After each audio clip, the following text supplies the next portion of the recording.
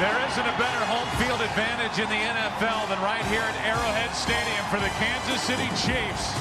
Before this packed house, they take the field with a record of 2-1, preparing to take on the Philadelphia Eagles, also with a record of 2-1. It's the NFL on Fox. A great interconference battle late today for you right here.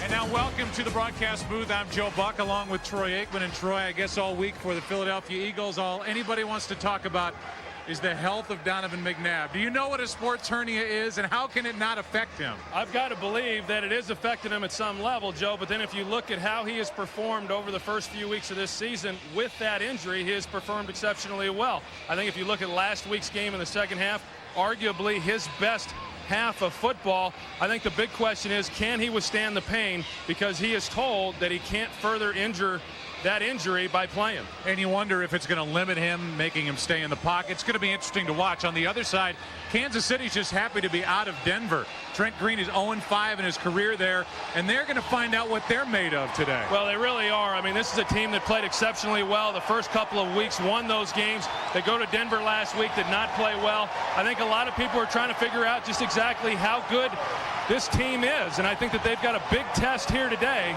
against the Philadelphia Eagles to determine exactly where they're at. Still beloved in Philadelphia is Dick Vermeil. Trent Green off to a very slow start. Only has one touchdown throw on the season. It's hot. Humidity is up. It's 86 degrees. Any thoughts of the temperature cooling down now that we're in October? Forget it. And Todd France is making his NFL debut. Kansas City will start with a football, and it's a relatively short kickoff. Taken from just outside the 10 by Dante Hall. One of the best in the business, and he's out across the 35. Todd France, in his NFL debut, makes the tackle. And we talked Trent Green. Did you know he has the second most passing yards in the NFL since 2001, second to a guy named Manning? Sixth highest rated passer in NFL history. And you know some of those names, Hall of Fame names, that are on that list in front of Trent Green. This offense did nothing against the Broncos last week.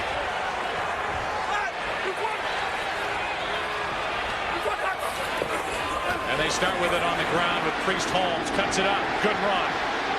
And he starts to go backward after crossing the 40. He's out to the 41.5. Picks up 4. We look at the rest of this offense for the Kansas City Chiefs, and it's anchored by Casey Wigman in the middle, and they've got two very good guards. But boy, Troy, do they miss the guy out at left tackle, Willie Rowe. Well, they really do, Joe. And then if you look at the right side, Kevin Sampson making his first NFL start, and he's going to be going up against one of the premier pass rushers today in Javon Curse. Willie Rowe has an injured left hamstring, and you wonder, because he does so much pulling and running, how long it's going to take him to get back. That's a nifty throw to Kennison for a first down. Trent Green just zipped it right in for a 14-yard completion to Eddie Kennison. Well, Eddie Kennison, he lines up in the slot. Brian Dawkins is going to come out on him, but he apparently thinks that he's going to run a flat route, and so he does not come down and collapse on Eddie Kennison, and it created a big hole for the completion. If you talk to Jim Johnson, the defensive coordinator of the Eagles, he'll tell you he's going to call the game differently here at the beginning to try to get the crowd out of it. You better figure something out. Pass complete to Kennison. Has a blocker out in front of him, the fullback Richardson. Picks up 7, and Jeremiah Trotter on the tackle. The defense for the Eagles, they have shut down the running game. A total of 79 rushing yards allowed over the last 2 weeks combined. And a big reason why is that guy right in the middle, Jeremiah Trotter. Yeah, he's the guy who really wants to blow up that interior offensive line, and when he's in the game and playing, he does a great job in this run defense. Second down and 3. Trotter was coming on a blitz, and they toss it to Priest Holmes running left. Priest Holmes is brought down. It looked like just shy of first down yardage. See where they mark it. Patterson was on the stop. A 2-yard pickup, and it literally depends on where they place it along the sideline for first down. And Joe, this is what I'm talking about. Jeremiah Trotter, the middle linebacker, he wants to get in there and he wants to absorb the center. He wants to take him and not allow that guy to get up to the linebacker level. The Chiefs certainly are aware of that. You're going to see them wanting to try to get out on the perimeter because they realize trying to run inside with Jeremiah Trotter and the strength of this defense is not going to be very successful. By the nose of the football, it's good for a first down. That run by Holmes. Play action. You can hear the wind hitting our microphones. Dropped off to Holmes.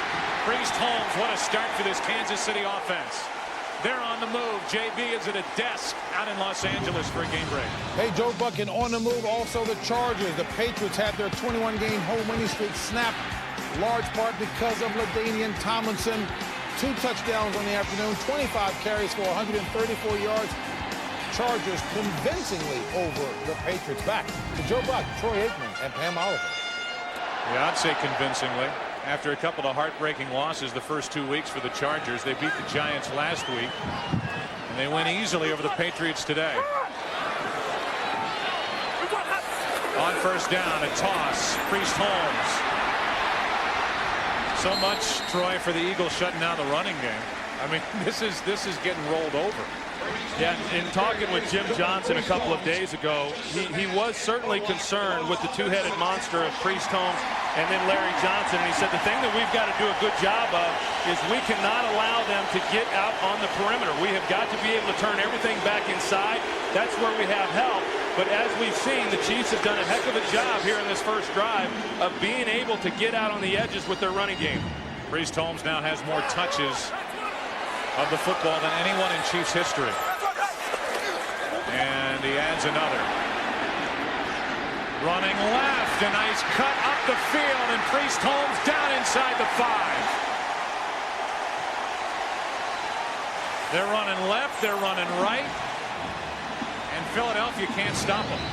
And I tell you what, when you got a Pro Bowl left guard, Brian Waters, 54, pulling out in front of you, and Priest Holmes very patient right here, and he ducks underneath that block, and he knows that Brian Waters is going to kick anything out, and as long as he can then plant and get going up the field, he's going to pick up some good yards, and that's what he was able to do. This is the area where Priest Holmes starts to smell that end zone. And I'll tell you what, Joe, it's been a long time since an offense came into a game against Philadelphia and ran the ball with this kind of success this early. Kansas City is going to use a timeout. Why do we talk about that with Priest Holmes? 64 rushing touchdowns over the last 3+ seasons. Only San Diego as a team has more, and they only have at the start of the day 65. So Priest Holmes inside the 5. This is where you expect him to get the football. Yeah, and if they're throwing the ball, then this is where you expect Tony Gonzalez. They're all pro tight end to get the football as well. And I know that Dick Vermeil feels that they got away a little bit the last few games from what they do best, and that is being balanced, running the football, the play action passing. Part of that is the result of some of the injuries up front along that offensive line, but they definitely need to be balanced in this game against a great defensive football team.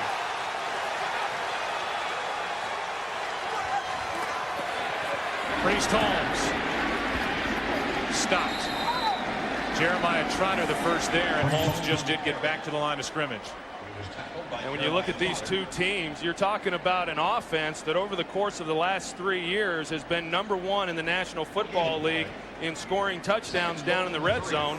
And they're going up against a defense in the Philadelphia Eagles that have been one of the best teams defensively in keeping teams from being able to score touchdowns. And one thing Philadelphia does, though, and not necessarily in the red zone, is blitz. And they're one of the best blitzing teams in the NFL. But an antidote to that blitzing is the running game. And that's what Kansas City has featured on this first drive. They stay with it. Priest is in for the touchdown.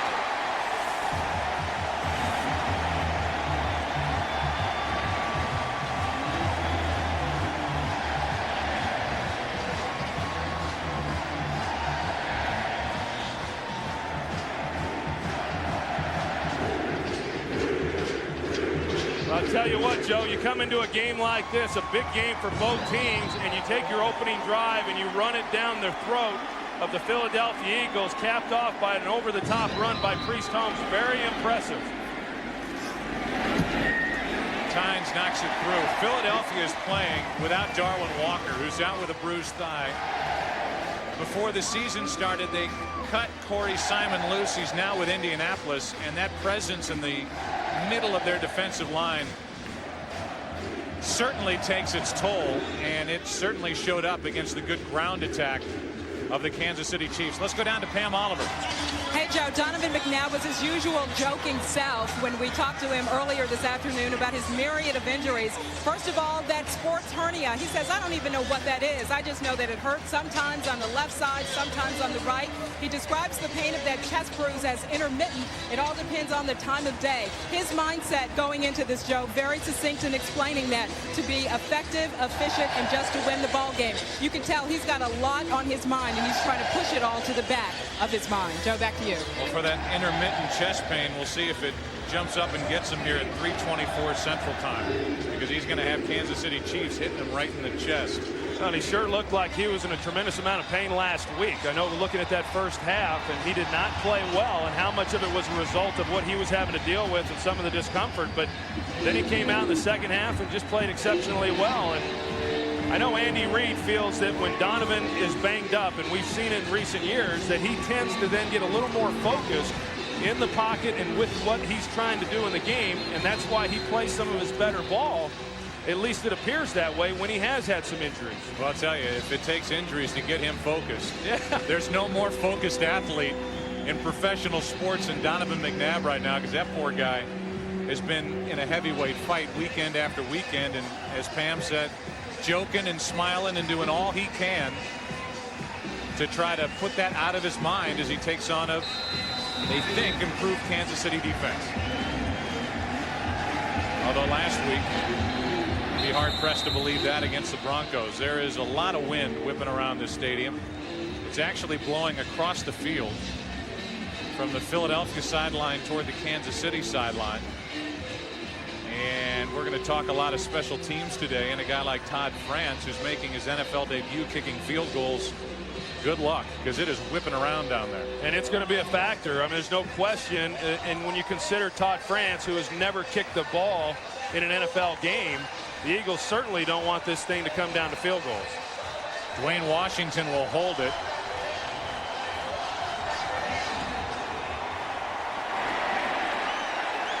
Tynes gets into it, and this is Roderick Hood from inside the end zone. And Rod gets out across the 20. He's knocked down at the 23. Sports hernia, abdominal strain, bruised sternum, shin contusion. Who cares? Last 2 weeks, it's been a great run for Donovan McNabb in this offense. And that probably explains why he wants to keep playing. I mean, he always wants to play, and we've seen that over the years. But when you're playing like this, and you've got that momentum behind you, you don't want to come out of the game.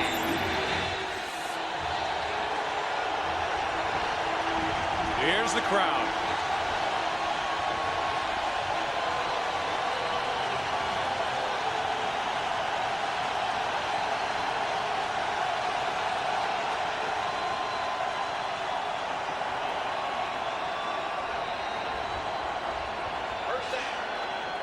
The wind blew the football off the hash mark.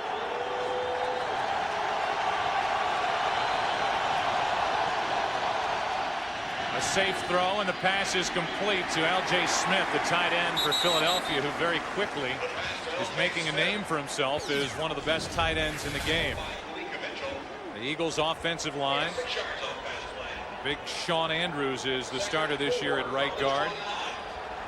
And then the backs and receivers. There aren't many more talented than Brian Westbrook. Well, he's the real key, and he's probably the guy that this team can least afford to lose. And I really thought he was the spark for this team last week in that second half. Second down and 4. McNabb has all day. Drops it off to Westbrook, who is smacked by the rookie, Derek Johnson. And I don't know how Westbrook held on. He did, and he is brought down right at the marker. Well, the one thing we know is that the Kansas City Chiefs are going to know where Brian Westbrook is at all times, and there's going to put a lot of different people on him. That time the Kansas City Chiefs were playing in zone. Derek Johnson watching Westbrook the entire time come out of the backfield and put a pretty good lick on. They gave Westbrook forward progress for a first down. More playmakers this year on this defense for the Chiefs with Sammy Knight, Patrick Surtain, Derek Johnson, Kendrell Bell. Philly needs a timeout. When you talk to anybody with the Eagles, they are so aware, Troy, of what this crowd does here at Arrowhead Stadium and how it can affect the game. So much so that, as we said, Jim Johnson was going to try to dial up more blitzes to get the crowd out of it, that they've piped in loud noise during practice for the first time under Andy Reid to prepare for it. And this is a team coached by Reid that the last time they were here came in and kicked an onside kick to start the game to try to get the crowd out of it. And this combination of a long Chiefs drive is not what the Eagles had in mind when they came into Arrowhead. No, and talking with those players, all of them to a man talked about how they wanted to take the crowd out of it. And the way that you do that is get off to a fast start. And, you know, as you mentioned, for the Chiefs to be able to go right down the field and score the touchdown, they did anything but take the crowd out of this. And this is a very difficult place to play. And I don't think that can be overstated. First down, Philadelphia.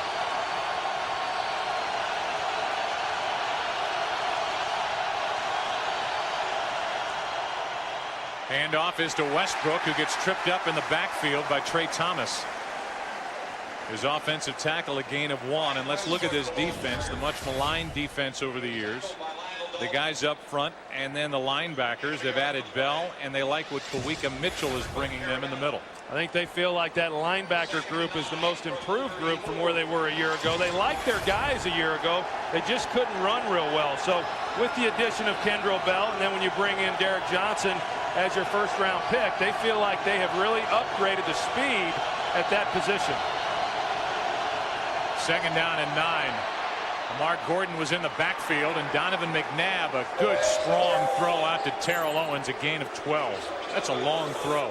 It's a long throw when you got a bruised sternum. You know, you're throwing it across the field. You're probably having to throw it about 35 yards to get it there, even though the completion isn't for that amount of yardage. And Lamar Gordon does a good job picking up the blitz. Kansas City dials it up early, and I think the one thing that Kansas City recognizes, Joe, is that Donovan is not going to be able to run like they're accustomed to seeing him run, and so now they feel much more confident being able to bring the blitzes. On first down, flea flicker.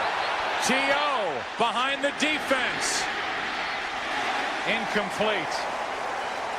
Good recovery downfield. Dexter McCleon got back for Kansas City, but there was a moment there where Terrell Owens was behind everybody. Well, initially, Joe, he had a shot. I mean, Terrell Owens had a chance. You're going to see him. He's got a shot right there. And then what you're going to catch is McCleon, who's going to run all the way back, and he's going to get underneath it. Now, if that ball is thrown to the sideline instead of closer to the hashes, then that's Terrell Owens' ball, and he's got a chance for a touchdown. Second down and 10.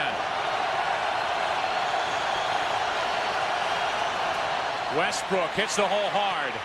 Gets it inside Kansas City territory. Surtain on the tackle. A gain of 7. And I really think in this ball game today that's one of the things that the Eagles are going to have to force themselves to do. And the reason I say force themselves is because we all understand that Andy Reid doesn't like running the football. But when you throw the ball on first down and you're able to pick up 6 or 7 yards running the ball with Brian Westbrook, you've got to be able to do that, because now you put yourself in a very manageable third down. See how the pass has dominated the play selection for Andy Reid this year. Empty backfield on 3rd and 3. That's Westbrook. Over the middle, pass incomplete, and there are no flags. Terrell Owens expects one, and it was Surtain on the coverage. That was pretty close, Joe. Patrick Surtain jumps to the inside on Terrell Owens, and it looked like Terrell Owens may have a legitimate complaint. There's the jam, but you got to let him go. And I think that left hand, it probably could have been called. We've certainly seen that called. Surtain got that right arm out in front, knocked it away, and now Johnson punts it with Hall, letting it go over his head. Good punt. Checks up inside the 5, and it's down there by Quentin Michael. Let's go for a game break. James Brown, it's all yours. All right, party, we'll take a look at Michael Vick capping off an 8-play, 78-yard drive, play action, hooking up with his favorite receiver. That would be the tight end, Algie Crumpler. 5-yard toss, and it's the Falcons on top in the first over the Vikings. 7-0. Back to our quarterback, Joe Buck. Wow, I didn't expect that. My quarterback is Troy Aikman. You know, you wonder, Joe, watching Michael Vick there in the Falcons. You wonder if that injury to his hamstring has maybe helped him a little bit in terms of forcing him to stay in the pocket and have to throw from within the pocket. He sure has played well since he strained that. How good was Priest Holmes on that first possession? Starts this one strong with a first down carry. How about that opening possession? A lot of Priest Holmes. Green was 3 for 3 on the drive. Hit Kennison twice. And then Priest took over. He ran right. He ran left. He ran forward. And he leaped. Or left. Which is it? Whatever you want to say it is. I was going to say pretty good start here for Priest Holmes. You know, I mean, and don't forget that they work both him and Larry Johnson as this game unfolds. A little more from Priest Holmes, running right after running left the first time. And I guess the balance for their attack right now, it's not pass to run, it's running left compared to right, and they're pretty balanced so far. Well, so far they have. I mean, they've thrown the ball 3 times. They've got 8 runs. And I know that this is a team that they want to be balanced, but they have gotten away from that a little bit, and they've thrown the ball an awful lot. And you just can't do that against a team like Philadelphia that likes to bring the blitz. And you wouldn't expect Kansas City to be able to have the success that they're having right now running the football, but they got to stick with it. Nothing but love over on that Philadelphia sideline as Green fires for Kennison. What a throw and catch. Hit him in stride.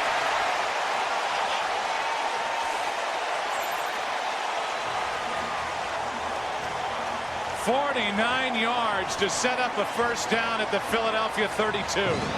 You know, everything about this play was actually really good. I mean, Trent Green makes a perfect throw, and Eddie Kennison runs a great route, and it was actually pretty good coverage as well. He was trailing him a little bit, but by the ball being up high, Lito Shepherd just did not have a chance to defense that. You see, Lito Shepherd was actually in pretty good position, but because of a perfect pass, they couldn't defense it.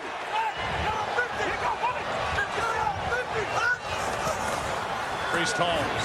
I mean, these holes are huge. First down inside the 20. Brought down by Lewis after another 14-yard run. Well, we've talked about the Chiefs being able to get the ball to the outside, and now they come back and they're going to run it right over the left side. You see the push, Brian Waters, and then you've got Casey Wiegman, and they're pushing people out, and they create space. And Priest Holmes is as good as there is as far as trying to find some of those cutback lanes and finding a hole on the move, and he was able to find the hole on that. Priest Holmes going to have his tongue hanging out in a minute. They are working him hard, a gain of 3. Just another note about Eddie Kennison. He used to be known in St. Louis as the guy that the Rams drafted instead of Marvin Harrison, a former first-round pick. And it's taken him until the age of 31 to have his first 1,000-yard season, which he did a year ago. And he's off to a great start again here in 05. Yeah, and Dick Vermeil was with him in St. Louis, and he's the one who traded him to New Orleans for a second-round pick. And they used that second-round pick to get Marshall Faulk there in St. Louis. On second down and 7, Holmes finally goes nowhere. Picked up nothing, and Dhani Jones was there for Philadelphia. Well, I don't know that Philadelphia defensively is really accustomed to this. I mean, they're usually the big boys on the block, and they're the ones who take it to an offense, particularly early in a game. And they're not. I know in the first game against Atlanta, there was a lot of running yards. A lot of those yards came from Michael Vick, but they're not accustomed to people coming in and just beating them up like the Kansas City Chiefs are so far. They're down and 7.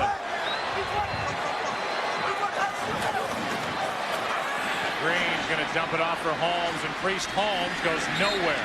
Brought down by Javon Curse, a loss of 2. And Philadelphia bent a little bit on that drive by the Chiefs, but they did not break. Javon Curse, the left defensive end, and he sniffs it out pretty good. He's fighting through blocks, and then he's able to come off of those and still get there to make a play. And Javon Curse, who last year they worked him on both sides, this year he's focusing primarily on that left defensive end side, and he feels that he's a better pass rusher from that position. Does not have a sack yet. which is surprising. 38-yard try here by Tynes. Absolutely drilled. And with 2 minutes left in the first quarter, it's 10-0 Kansas City. Let's talk baseball. Playoffs start this week. We, as a network, have no idea where. ALDS Game 1 Tuesday night. I guess it could be the way it's shaping up right now. The Yankees at Anaheim, or Boston at the Chicago White Sox. Right now, with what's going on, and you'll see those scores scroll across the top of your screen, with Anaheim winning and the Yankees losing. At the bottom of the 8th at Texas, Anaheim would have the home field advantage over the Yankees in that series. You know, watching that game yesterday, Joe, between the Yankees and the Red Sox, and you know, you can't help but think that people really kind of take for granted exactly what Joe Torre and that Yankee team, not just this year, but what they've accomplished over the last 10 years. And that's why he was in tears when Chris Myers grabbed him at the end of the game, because it has been a fight this season with their payroll and the guys that have gone down and trying to find guys to take the ball as starting pitchers every day. And as he said, you know, until guys actually believe that it is hard to win a division year after year, it's just taken for granted, and it's their 8th consecutive AL East title. Well, and it's the same in football. People will never realize how difficult it is. Even the Eagle fans don't realize how difficult it is to do what the Philadelphia Eagles have done in recent years. Washington holding. Tynes kicks it away, and from the 5, it's Rod Hood again. Hood breaks through. One tackle, lost the football. Kansas City says they have it. And they do. A disastrous start for the Eagles here in Missouri.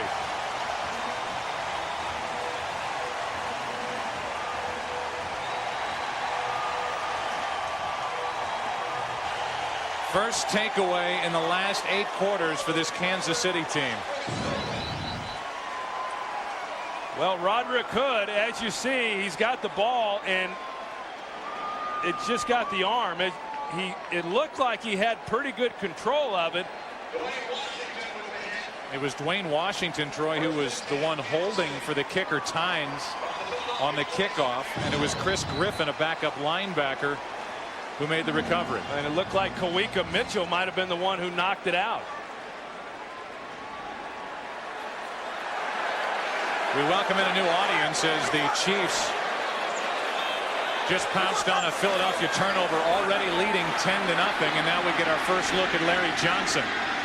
And if you're just joining us, whether it's Larry Johnson now or Priest Holmes before him, this Philadelphia defense can't figure out a way to stop Kansas City. The game summary: 60 rushing yards already for the Chiefs. Trent Green has started out perfect. Right now he's 5 for 5, and the total yards in the scoreboard dominated by the guys in red. Javon Kearse came off the field. He looks like he's injured. We'll keep track of that. On second down and a yard, Larry Johnson is going to be brought down in the backfield. Mike Patterson was the first guy there for Philadelphia. Joe, this is the reason why Javon Kearse came off the field. Will Shields is going to come around and put a big lick on him there. And the way he went down, he was hurt immediately and went right off the field as soon as he got up. He's back there. You wonder if it's an injury or if he got the wind knocked out of him. Will Shields popped him. Been to 10 straight Pro Bowls. Shields has. It's 3rd and 1. And Green's going to take it and get a first down. That almost looked like a quarterback draw, and if it wasn't, Green wasn't going to wait around very long to let something develop. Well, it was a quick drop. He was looking to Dante Hall or Tony Gonzalez here to the right of your screen, and the Eagles covered it up pretty good, but because of the inside game, there was nobody in the middle, and that's just a nice job by Trent Green recognizing the situation. Not really a big runner. He certainly has some mobility, but a good job there picking up the first downs. After 1-10 zip KC, they've got the ball. The NFL on Fox will continue after this.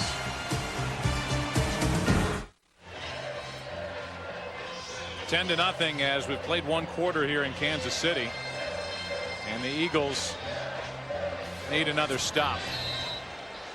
This Kansas City offense since 2002 has been the best red zone offense in the league with regard to touchdown percentage. This year not so good.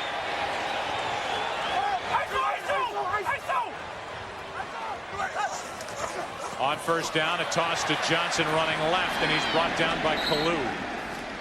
MD brings him down, no gain. Yeah, Larry Johnson, this is the third possession for the Kansas City Chiefs, and as Dick Vermeil told us, that the way they like to utilize both him and Priest Holmes is Priest Holmes will get the first 2 series, then they'll put Larry Johnson in for a series, and they'll go back to Priest Holmes for 2 and continue with that trend. And what happens is Priest Holmes winds up getting a 2-to-1 ratio on carries, and Larry Johnson had a big fumble in that game last week coming out of the end zone against Denver, and here they are going in, and yet the coaches still have confidence in him being in this game at this point. On second down, the pass complete to Kennison. He's knocked out of bounds by Adams after a gain of 7. I just think if you look what Kansas City has done, I think they've done a terrific job of mixing it up, taking some shots, throwing the outside passes, getting the outside running game along with the inside running game going. And I get the feeling watching this that the Eagles are a little bit confused exactly what Kansas City is trying to do against them and what they can do now to try to slow them down. The stadium scoreboards are out, so no clocks. We're going old school. Real old school. Might have been that electrical storm last night. Were you scared? A little. Troy scared of thunder and lightning. Third down and 3. Time the game from the field. I just think the officials should just count backward for the entire time. Well, I tell you, who it affects the most is the quarterback, because there is no play clock to know how much time you have. And the officials are kind of lenient on it, but yet there still is a play clock, and you still got to get the ball snapped.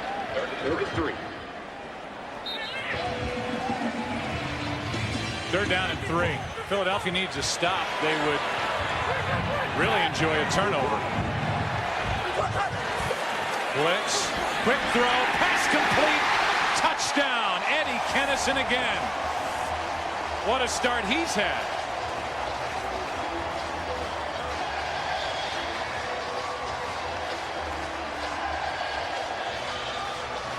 Kennison gets his first of the year. Well, Eddie Kennison, he runs a slant route, does a good job of using his body and getting physical, because these defensive backs for Philadelphia are big guys, and by using his body and Trent Green putting it right on his chest, he was able to score the touchdown.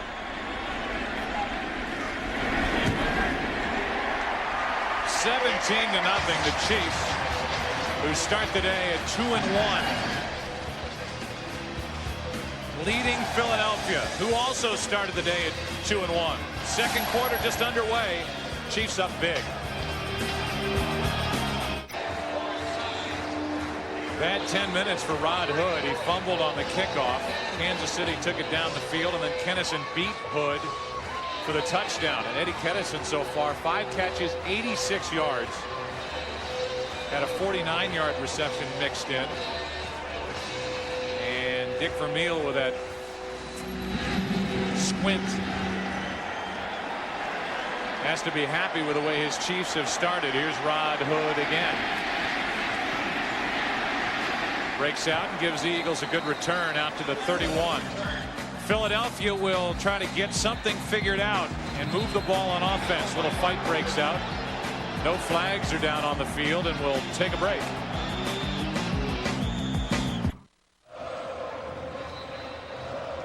$17-0. You're watching Fox Sports Broadcasting in HD and presented by DirecTV Rethink TV.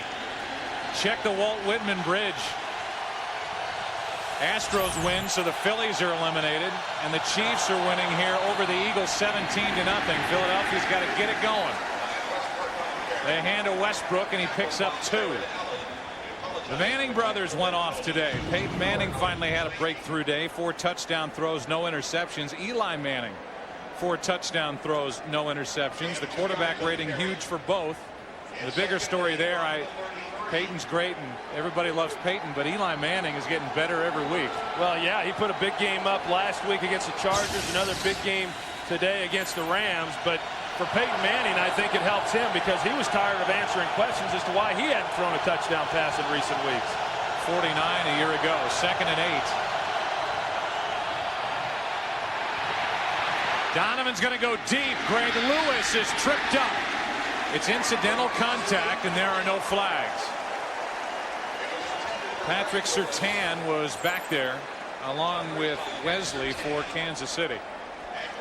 You know, last week in that game against Oakland, this Philadelphia Eagles offensive line did a heck of a job of giving Donovan McNabb plenty of time to throw the football, and they did again there, because if you're going to allow a receiver, Greg Lewis, to get that far down the field, you've got to have some protection to be able to hold the ball, and Donovan had plenty of time.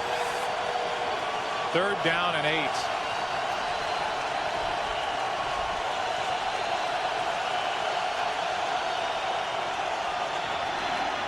McNabb nowhere to go with it, lost the football, somehow gets it back, makes a move, can't get a first down as he makes it to the 35, gain 2. And at this point, the Eagles are just happy they keep the football for the moment, and McNabb comes off the field healthy. And Donovan McNabb really had time on this play as well. The offensive line does a good job picking up the twist. Sean Andrews picks it up, and they just couldn't find anywhere to throw the football. And fortunate that they didn't turn the ball over and give Kansas City another short field. Dirk Johnson to Dante Hall. Penalty flag comes in, and Hall gets it out to the 39. Rod Hood was downfield first and kind of gave Dante Hall a slap on the helmet on his way by. And I think that's what they called, Joe. I think they got Hood for getting the face mask there of Dante Hall. Return, illegal block in the back. Number 21, receiving team. 10-yard penalty, first down.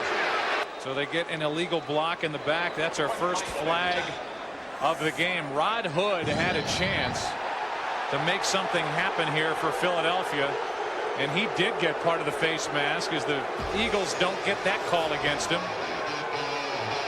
Kansas City with a ball and a 17-point lead. Well, the officials don't like it when the hometown shows a replay on the video board of a missed call. And we look at the penalty first. They called it on Woods. This cost the Chiefs 25 yards of field position. It was the block on the part of Woods in the back of Hood, and then Hood got his hand up, turned the head of Dante Hall, but they did not flag that. Toss to Priest Holmes, who makes a move on Kalu, and N.D. Kalu did a nice job. Let's go down to Pam Oliver. Hey, Joe, that Eagles defense seems to be dazed and confused and getting madder by the minute. One assistant basically accused the defense of playing as if they were asleep. One of their leaders, Brian Dawkins, insisted to his teammates they will not score another point on us today. Jim Johnson, I've seen him really rip some guys in the past, but he's trying to keep a very calm demeanor out there. Keep an eye out for Jeremiah Trotter. The Eagles haven't given me anything official on that, but you see. We lost Pam's microphone there, and maybe something on that right arm of Jeremiah Trotter. We'll go back to Pam. Dante Hall trying to make a move, and Adams stays with him. It's a good play by a big linebacker, Keith Adams. He brings down little Dante Hall, who's 5'8", 187, a gain of only 3. And Adams weighs in at 223. Yeah, Keith Adams, you know, last year in the playoffs is when he got his big opportunity. Started in the championship game and then went ahead and played in the Super Bowl game as well, and had a heck of a year there towards the end of the season. And then he came into this year, held on to the starting job, and he's a tough guy. I mean, he can really run sideline to sideline, and he's certainly not afraid to get up in there and put a helmet on somebody. In fact, his nickname is Bullet. It's 3rd down and 8 here, and Kansas City will use their second timeout of this first half. So we'll take a break. 3rd down and 8 for Trent Green and company when we come back.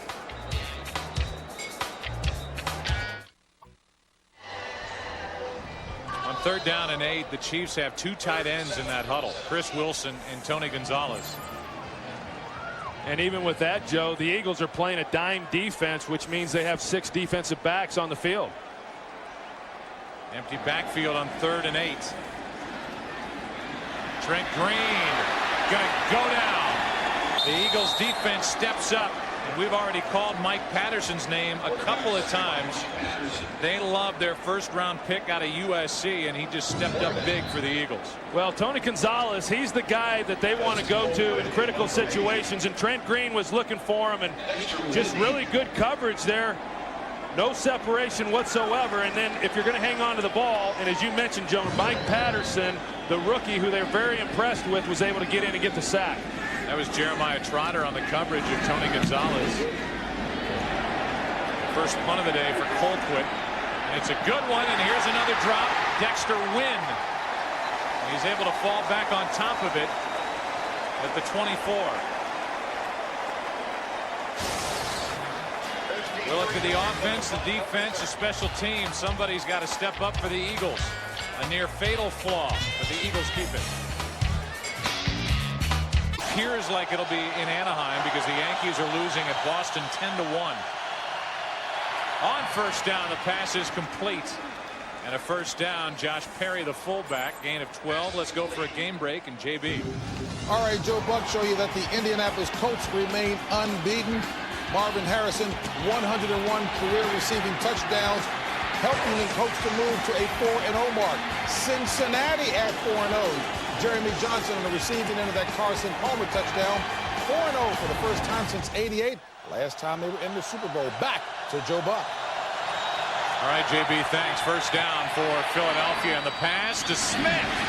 What a catch. He hauled it in. Did he control it before he went out? And they're going to give Smith the catch for now.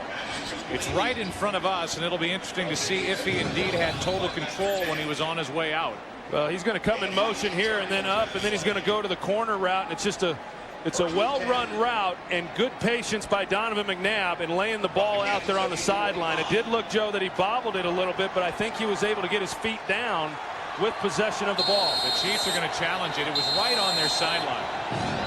He initially grabbed it, then the ball popped free for a second, and he re-grabbed it. Kansas City challenging the ruling on the field of the pass was caught at the sideline. We will take a break and give you a look at it on the other side. It was a hit from Surtain. He has it.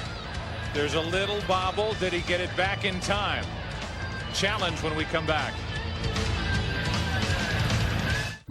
Dick Vermeil's record in challenging plays is not good at all. I think 2 things. A, it's worth a challenge. It's a 19-yard difference. It's either 1st and 10 at the Kansas City 45 or 2nd and 10 at the Philadelphia 36. And I think you see a bobble here when we look at it from other angles, and it was right on the Kansas City sideline. And the question is, did Smith control it? There's a bobble. Of the bobble there, Joe, he gets his right foot down, but his left foot does not come down in the field of play. So if they rule that he did in fact bobble the ball, then it's going to be incomplete because he doesn't have possession and get both feet down. If the official views it and says it was not a bobble, then he would have gotten both feet down. So it's up to Pete Morelli as to whether L.J. Smith controlled the ball the entire time. And we'll get the call. After reviewing the play, the receiver got 2 feet in bounds. It is a catch. He maintained control. Kansas City will be charged with timeout. That's their 3rd and final team timeout. Game time is 9:16.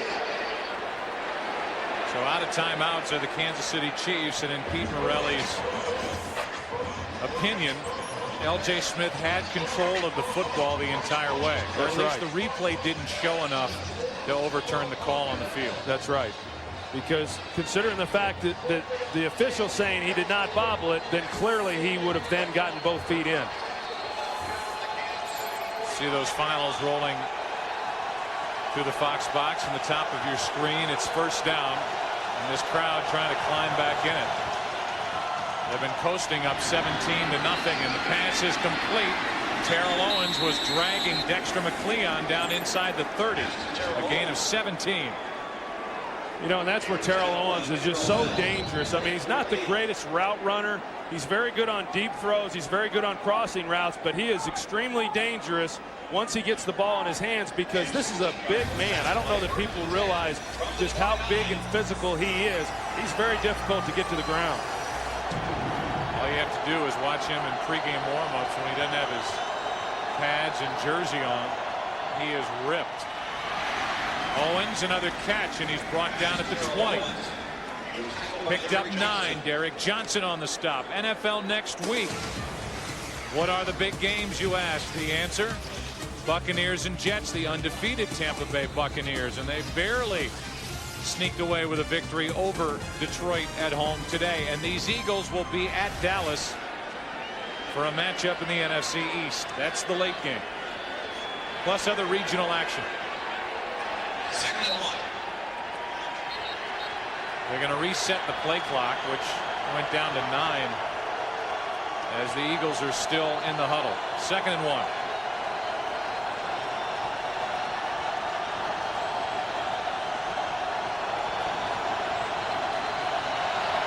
Blitz. Westbrook lost yardage. He lost 2, and Kawika Mitchell was the first one to hit him from Kansas City. Kawika Mitchell, he's the guy that the Kansas City Chiefs feel is the real key to this defensive football team. And in fact, Dick Vermeil said if we're going to be a good defensive team, then Kawika Mitchell has to play well. That was a big play there, bringing Brian Westbrook down and causing him to lose yardage. Brings up 3rd down and 4. Mark Gordon is in the game at tailback, and this one is way out of the reach of Terrell Owens, and McNabb ends up on his back. 4th and 4. Well, Kansas City there on a 3rd down decides to bring the blitz, and they bring people up inside, as you're going to see. And Donovan McNabb has some time because the offensive line blocks it up pretty well. Now on the other side of it, you've got Terrell Owens one-on-one on the outside against Patrick Surtain, and that was a touchdown. All you've got to do is get the ball on his body, and it's a touchdown. NFL debut and attempting a field goal for Todd France. His first try, 40 yards. A lot of wind down on that field. And it's blocked. Not only is France being introduced to the NFL, but now the holder, Coy Detmer, has to hold for a right-footed kicker for the first time. And it was Eric Hicks who got in there and blocked it for the Kansas City Chiefs, still 17-0. A hand on it. Detmer is trying to handle the snap from Bartram. It's a little low. Detmer got it down, tilted it, and Todd France kicked it right into that big right hand of Eric Hicks. Now, why is France in the game? Because David Akers last week tore the lower part of his right hamstring. He persevered, he stayed in the game, and he ended up hitting a game-winning 23-yard field goal to win the game over Oakland. You know, Rocky doesn't look so good these days. Rocky's lost it. Burgess Meredith would tell you know what, Rocky, let's just forget it. I remember when he used to punch slabs of meat and run through the streets of Philadelphia. He's been on a little hiatus here in recent years. But those calves, couldn't last one round on those calves. So France, who played in NFL Europe, was an engineering major at Toledo. His calculations were a little off on that 40-yard try. Screen pass, and it was out of reach of Holmes. There was pressure on the play by Jaquay Thomas, who was a game-time decision, has been bothered by a left knee injury. But he got his hands up and bothered the timing of that play. 2nd down and 10. It's the first incomplete pass that Trent Green has thrown today.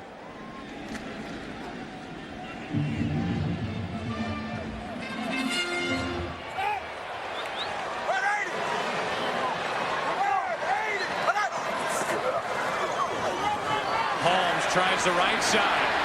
Cuts it upfield, and Priest Holmes has another Kansas City first down. We can talk about the field goal, but let's go back to that missed opportunity that McNabb and Owens had. Well, and the protection, like I said, was so good. I mean, they block it up inside, and as a quarterback, you dream of this right here. One-on-one on the outside with your best wide receiver, and you're running a post route, and you've got a lot of field to work with, and it was just a ball that got away from Donovan. You know, how much of it is because he's injured, how much of it is that he just missed the throw, but that's compounded then by the missed field goal by Todd France. See if this will be a false start on Kansas City. False start, number 88, offense. 5-yard penalty, remains first down. Big day for wide receivers earlier today in this week 4 across the NFL. Plexico Burress, 10 catches, a 200-yard day, and the Giants win over St. Louis. Marvin Harrison up over the century mark in career touchdowns, and Joey Galloway, 7 catches and a ton of yards with a touchdown. On the receiving end from Brian Griese. Tony Gonzalez has not had a pass thrown his way yet. And that continues as they drop one off for Holmes, who's tripped up. And a good play by Trotter, who knifed through there and made the tackle on Holmes after a gain of 6. Kansas City now here in this first half, they've run a number of screens, and they like to run the screens anyway, but particularly against a defense like Philadelphia that tends to over pursue or bring the blitz. Overall, Philadelphia's done a good job not giving up a lot of yards. Talk about Tony Gonzalez and the threat he gives a defense. This is a coordinator in Jim Johnson and a defense that has to deal with Witten of Dallas 2 times a year and Shockey 2 times a year, so they're not unfamiliar with dealing with a big athletic tight end. 2nd and 9. Everybody was moving, and that includes Kansas City. Another false start. False start, number 84, offense. 5-yard penalty, still 2nd down. It's Chris Wilson, backup tight end. So it's 2nd down and 14. You know, I think one of the things when you talk about this Philadelphia Eagle defense, this is a group of guys that have played together a long time. I mean, there's not a lot of new faces. The secondary's intact. The linebackers are. A few changes along that defensive line. But because they've played together for so long in Jim Johnson's system, he's really able to do a lot of different things and be very creative within his pressure packages. And he's got a great quarterback out there in Brian Dawkins. That's picked off. That's exactly what the Eagles needed. Sheldon Brown will walk in for the touchdown. And Sheldon was waiting for that pass from Trent Green. The Eagles have life here with 4:41 left in the first half. Well, you're going to see Sheldon Brown. He read this the entire way. He doesn't even really get moving. So you got Trent Green, who thinks he's got the slant, but because Sheldon Brown doesn't move, he read it the whole way. I mean, these guys know that when they're playing against offensive teams, they want to throw the ball quick because of the pressure package. So they sit on a lot of those shorter routes. That's what Sheldon Brown was able to do on that one, and I don't think Trent Green ever saw him. Trent Green is ticked off about something on the sideline, and here's a bad snap. Detmer throws it to no one. So this is a special teams nightmare. Detmer is trying to handle the snap from Bartram. As we said, for the first time holding for a right-footed kicker if you don't count Mark Simoneau. And he couldn't get that one down. So it's 17-6. Trent Green threw the interception. And he is ticked on the sideline for the Chiefs, who lead by 11.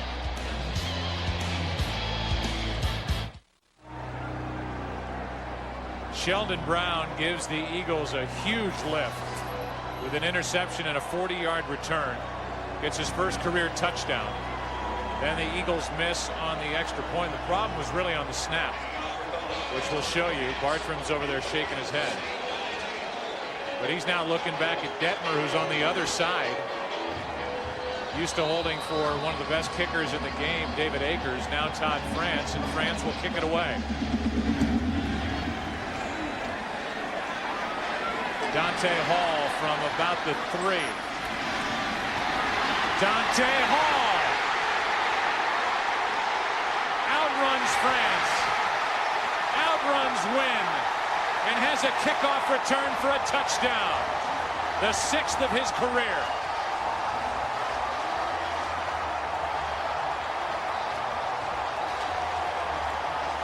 There's a flag on the near sideline. It's just inside the 30. Onside. Number 52 kicking team. Penalty is applied. Result of the play.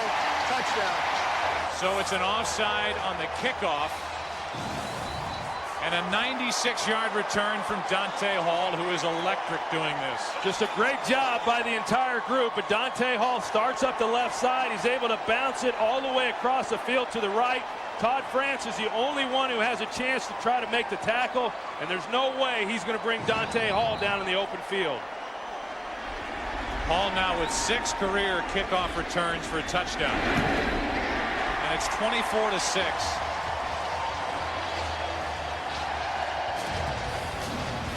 Hall's 10th overall return for a touchdown. He has 4 as a punt returner. And the Chiefs are having fun today at the Eagles' expense. They lead 24-6.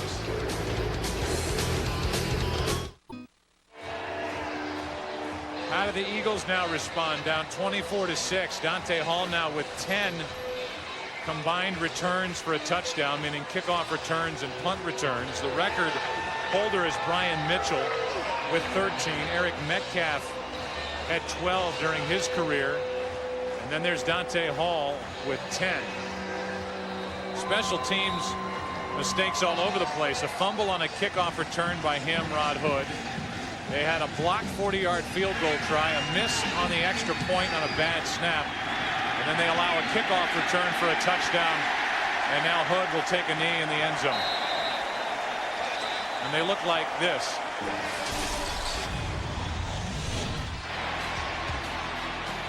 The fumble by Rod Hood. The Chiefs took that and went down and scored a touchdown. The drop by Wynn, able to get back on top of it. The block on the 40-yard field goal attempt by France. No chance on that. And then the kickoff return for the touchdown by Dante Hall. 6th time he's done it as a kickoff return man. And veteran coach knows to get the face out of the way of a face mask when your players come in to hug you.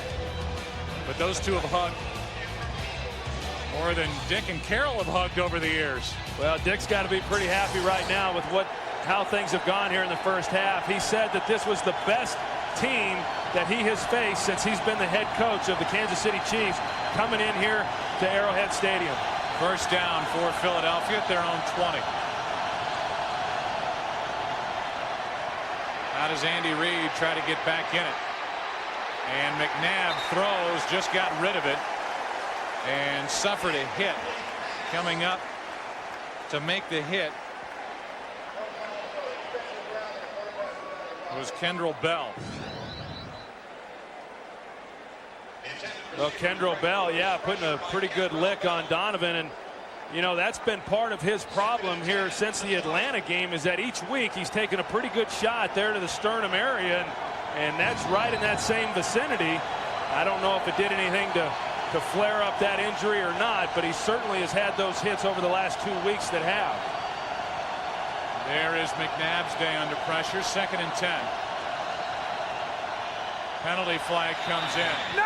And that play never got away. I think the play clock expired. Delay of game. Offense. 5-yard penalty remains. 2nd down.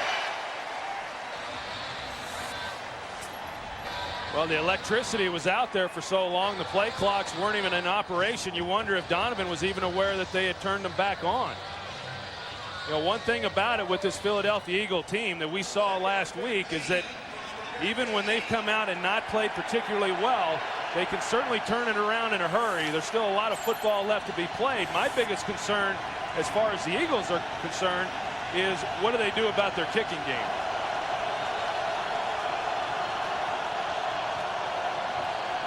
Second down and 15. Brian Westbrook hasn't been a factor. And what a great play by Jared Allen. He showed some speed for a big guy. Well, Jared Allen is the guy who they really like along this defensive line. He's a guy who really loves to play the game. He plays with a great motor. He's very tenacious. In fact, he just loves rushing the passer. Dick Vermeil didn't start him in week 1 because he wanted him to get a little bit more focused on playing the running game as well. That time he was still rushing the passer, but he was able to turn around and make a heck of a play. Last year, a 4th-round pick from Idaho State. 3rd down and 13.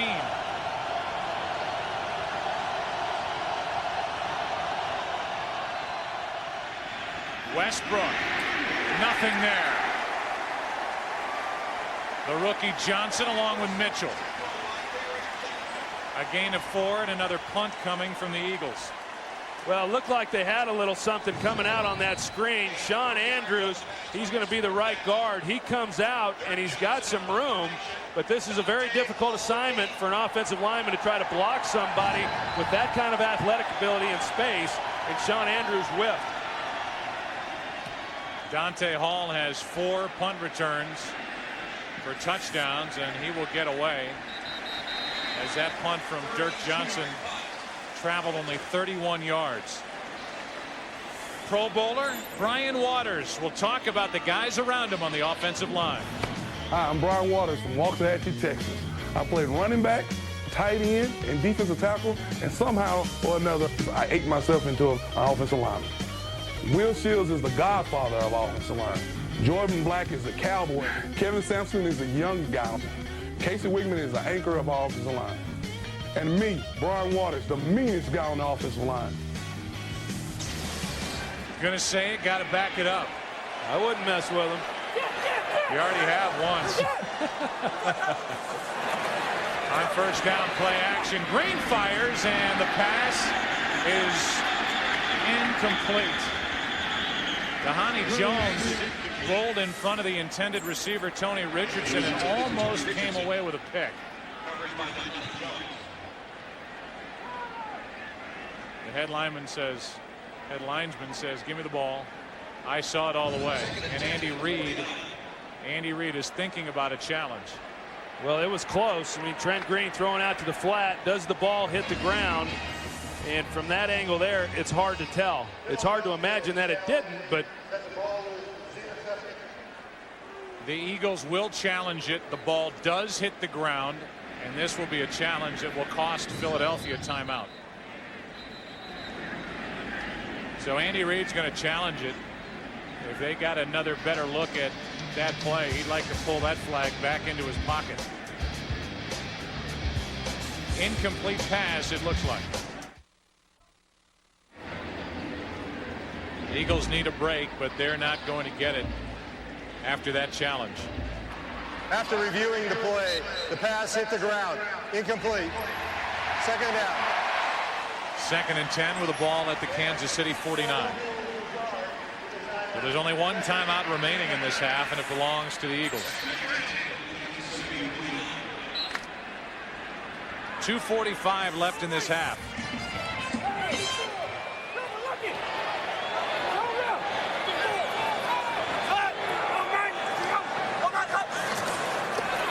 Larry Johnson. Ball's out. Ball's out. Philadelphia needs a turnover, and they get it. Larry Johnson lost it. Javon Curse is the man who hit Larry Johnson. The ball popped out, and Sam Rayburn gets on top of it for the Eagles, but Curse forced it. Joe, I don't think Larry Johnson ever had possession of the ball. I mean, if you watch this, it looked like a high handoff from here. No, it was right there in his pocket, but it looked like he never really had control of the ball before getting hit by Javon Curse. The ball came out very early. He just never really had his hands on it. Didn't look like he gave Trent Green really much of a pocket for him to put the ball in. Yeah, Johnson never got his arms on that football at all. And so the Eagles get what they need. They take over at midfield, trailing by 18. They hand to Brian Westbrook, who goes nowhere.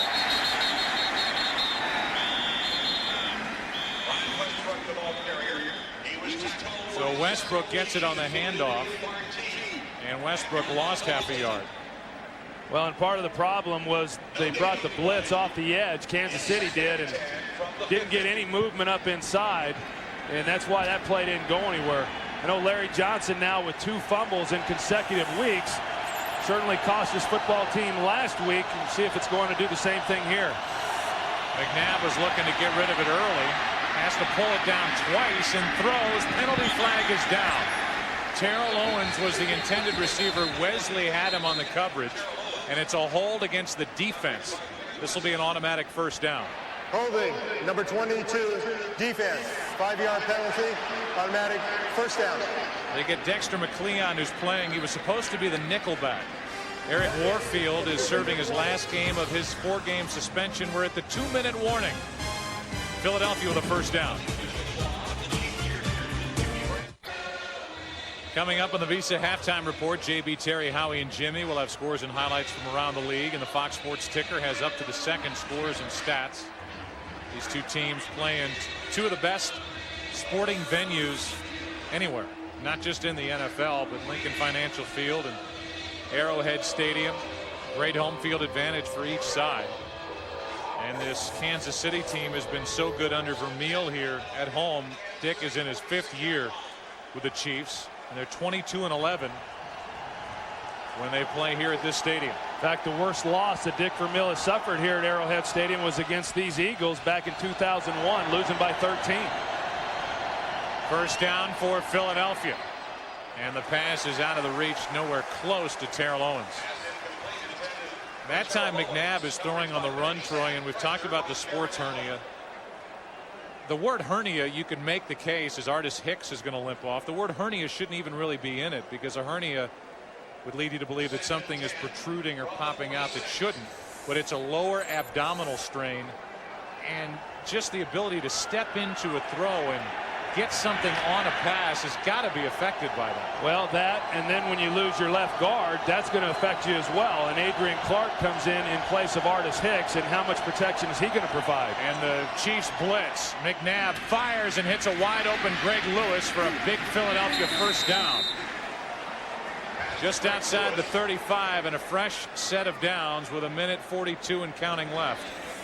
Good job by that offensive line picking up the pressure, and Donovan McNabb puts the ball right where it needs to be in order to pick up a key first down. So on first down, moving in a hurry, the pass is perfect for Owens. Makes a move. Terrell Owens sets up first and goal. Owens brought down at the 7 is where they're going to mark it, first and goal for the Eagles. Well, and that's the style of this offense. You think you've got them bottled up, but they have the ability to create big plays going vertically down the field.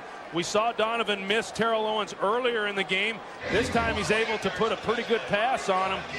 In fact, Benny Sapp looked like he might have even been able to get a hand on that ball, but good concentration by Terrell Owens of getting that ball in his hands. As a guy who has engineered so many 2-minute warning drives or 2-minute drives, you wonder why the Eagles just used their last time out right there. There's 1:18 left. They get a first and goal. The defense is scrambling, trying to get back. The Eagles have something going. You know, you'd like to keep the timeout if you can, and they spend their final timeout. Yeah, I agree. I mean, that's not the best time to do it with that much time on the clock. You still have the ability to run the football, certainly can call a pass play at the line of scrimmage.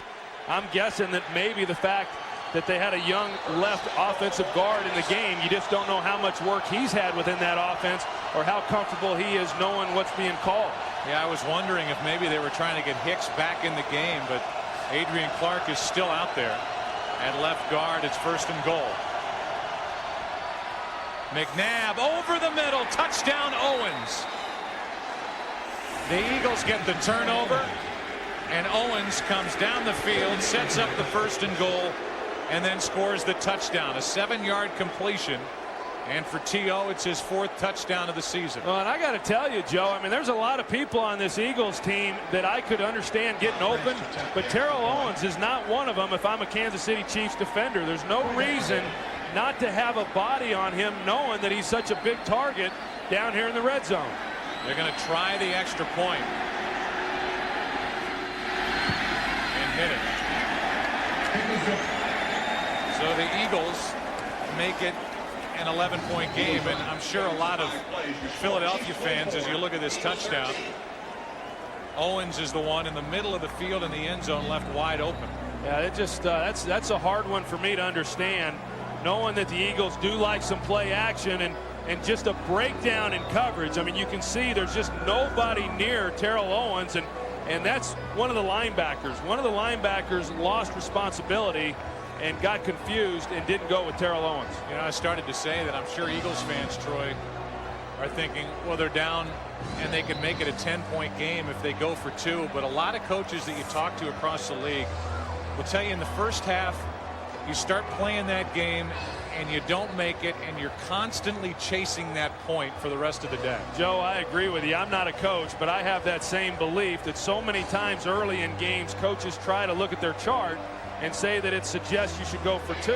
Points are vital, particularly early in games, and you accumulate as many as you can and wait until you get into the fourth quarter, because oftentimes those points that you didn't take on an extra point wind up hurting you at the end. So now the question is, can Dante Hall sneak through this kick coverage team and do it again? France gets off his best kickoff, and Hall from inside the 5 is going to go toward the sideline, cut it back toward the middle, and he's brought down at the 25. Why did Troy Aikman run across Brian Waters earlier in his career? Let's have Brian explain. When I was my first year coming out of college, I was a rookie free agent with the Dallas Cowboys playing fullback. And one of the most disappointing experiences in the world was I was sitting in the huddle with Troy Aikman. And as my tight end coach was trying to tell me what to do, Troy turned to me and said, if you don't know what the bleep to do, then get him to bleep out of here. So that was a great experience I had with Troy Aikman. That's just the touchy-feely side of Troy that you had in the huddle and in other places. Trotter makes the stop. All right, here you go. A nation is watching. Defend yourself. I think the good thing is that Brian Waters viewed that as a great experience, because when I saw this, I immediately went to Brian Waters out here on the field before the game and wanted to make sure there were no hard feelings based on that. He was a tight end at the time. Now he's an all-pro left guard. Yeah, I mean, if you never heard of Brian Waters again, would you care? Well, of course I would, yeah. I mean, but, hey, we were an experienced team back then. You know, we needed guys that knew what they were supposed to do. Hey, you got to be the guy in charge in that huddle. Well, apparently I was. There's no doubt about that. 2nd down and 9. Johnson with a big run. Out across the 45. And Brian Waters was part of that big run for Larry Johnson in this offensive line for the Kansas City Chiefs. I think Brian Waters might very well be the best offensive guard in football. And, you know, that distinction always went to Larry Allen, but he's playing awfully well. Gonzalez will not end the first half without a catch. But that's the final play, much to the chagrin of these fans here at Arrowhead. So it's an 11-point game at the half. But everything's good with you and Brian Waters now? It's all good? Yeah, and I'm happy about that. He's a big man. He's bigger than he was. Oh, man, I bet he is. We heard him earlier say he ate his way onto the offensive line. Well, he's already told us he's the meanest guy on the offensive line, and anytime I hear that from a guy who's 300 pounds, I tend to make amends with him. You almost picked the wrong guy to pick on in that huddle. Flexing your muscle, Aikman. Chiefs got off to a great start today, but the Eagles got a key turnover. Turned it into a touchdown. 11-point game at the half here in Kansas City.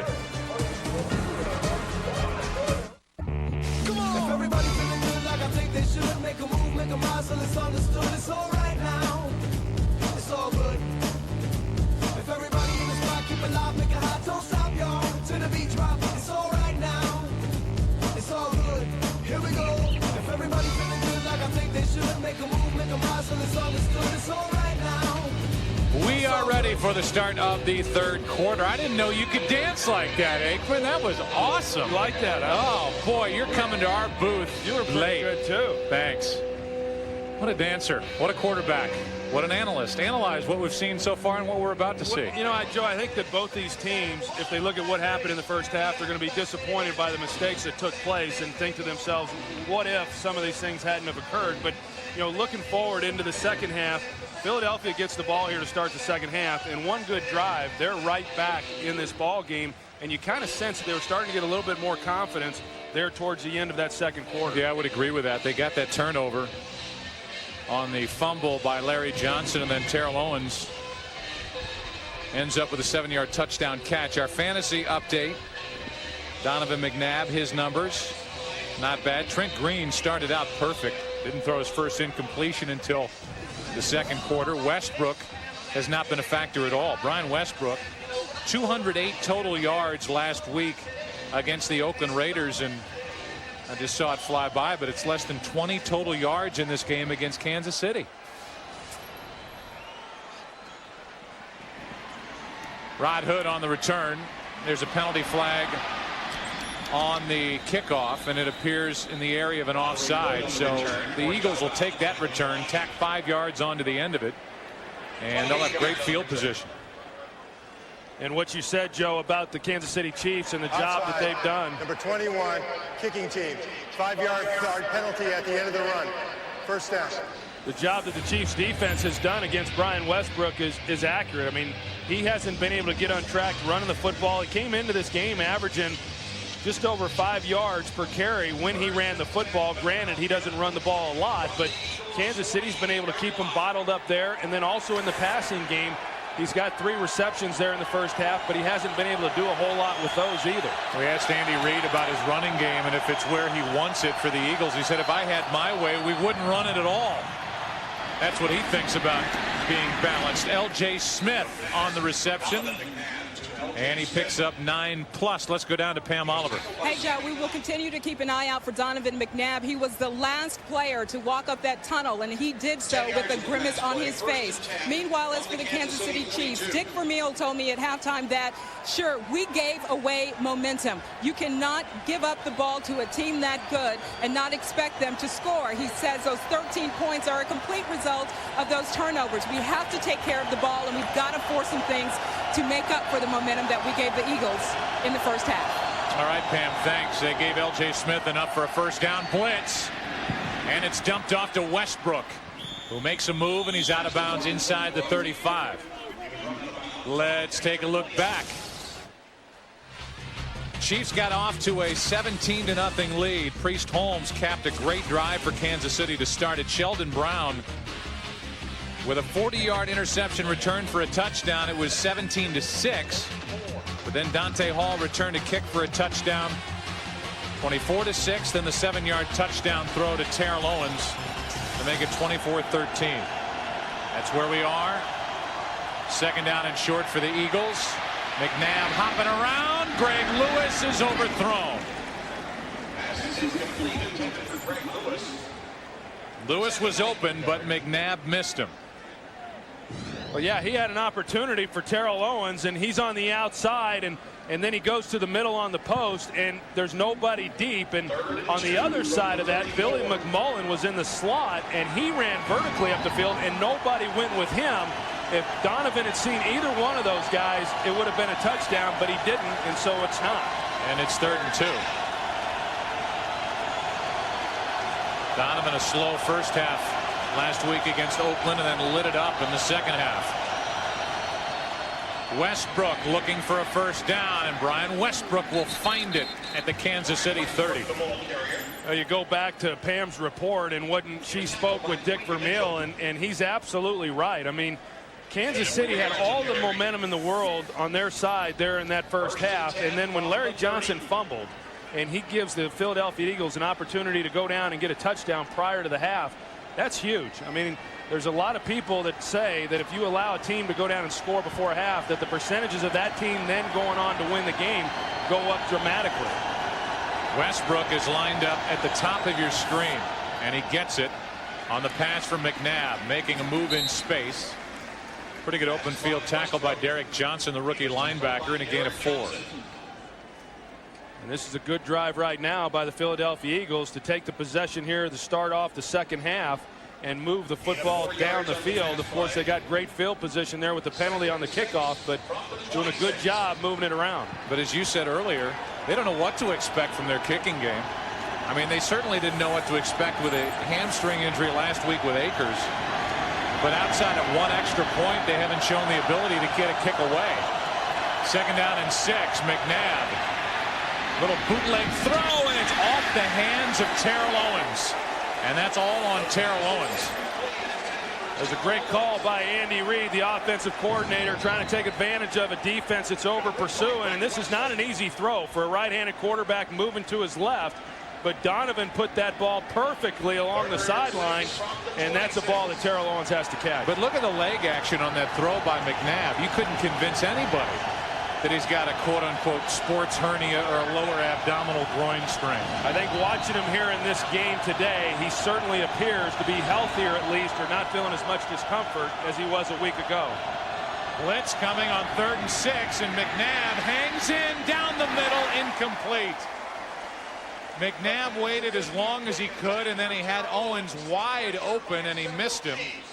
It's 4th down. And the reason that it was incomplete is Donovan McNabb thought that Terrell Owens was going to keep running. This is a great look at it. Donovan leads him, and Terrell, because he was so wide open, kind of shut it down a little bit. And that's what happens when you got a guy that's that wide open. You've got a quarterback that thinks he's going to keep moving, and as a receiver, you think that he's just going to put it on you. 44-yard try for France. Better snap. The hold is down, and France draws it in. Todd France puts a smile on the face of Andy Reid. The snap, the hold. Todd France out of NFL Europe hits a 44-yarder, and it's an 8-point game. Todd France will kick it away, happy after having hit a 44-yarder, and Dante Hall. The kickoff was short. Dante Hall.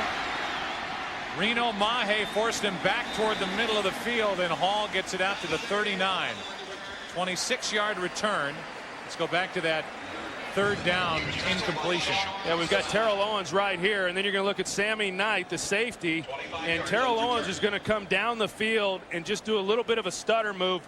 But look at all that field right here that's open, and this is the 2nd time now that we've seen Kansas City come up with no safety in the middle of the field and challenge these wide receivers because they're blitzing, and 2 times we've seen the Philadelphia Eagles not be able to capitalize. I'll tell you who else was wide open was Reggie Brown at the top of the screen.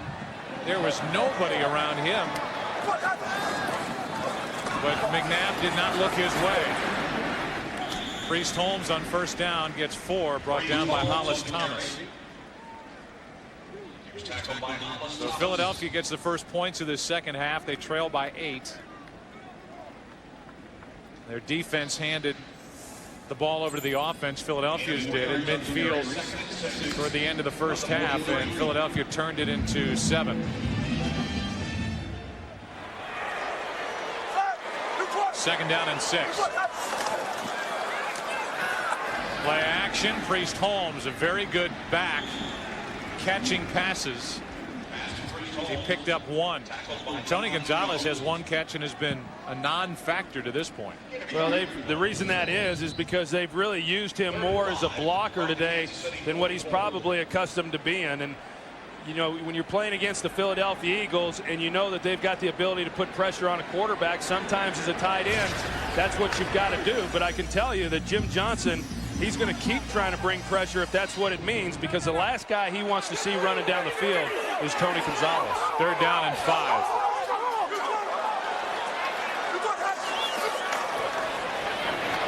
Green is in trouble, and Javon Curse gets his first of the year.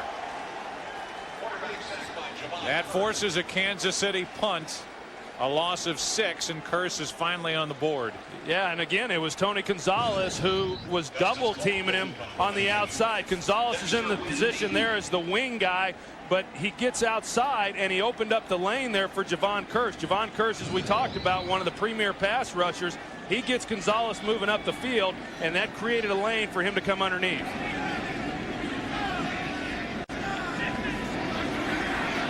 Colquitt the punt. Wynn is waiting for it. Beautiful punt. And Wynn lets it go over his head and into the end zone.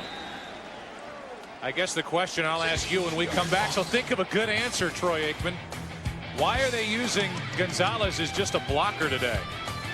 And why do they have a blocker Javon Curse? Think. You've had your time to think, Troy, but we'll wait for the answer after McNabb and company does something on 1st down. They hand it to Lamar Gordon, the former St. Louis Ram.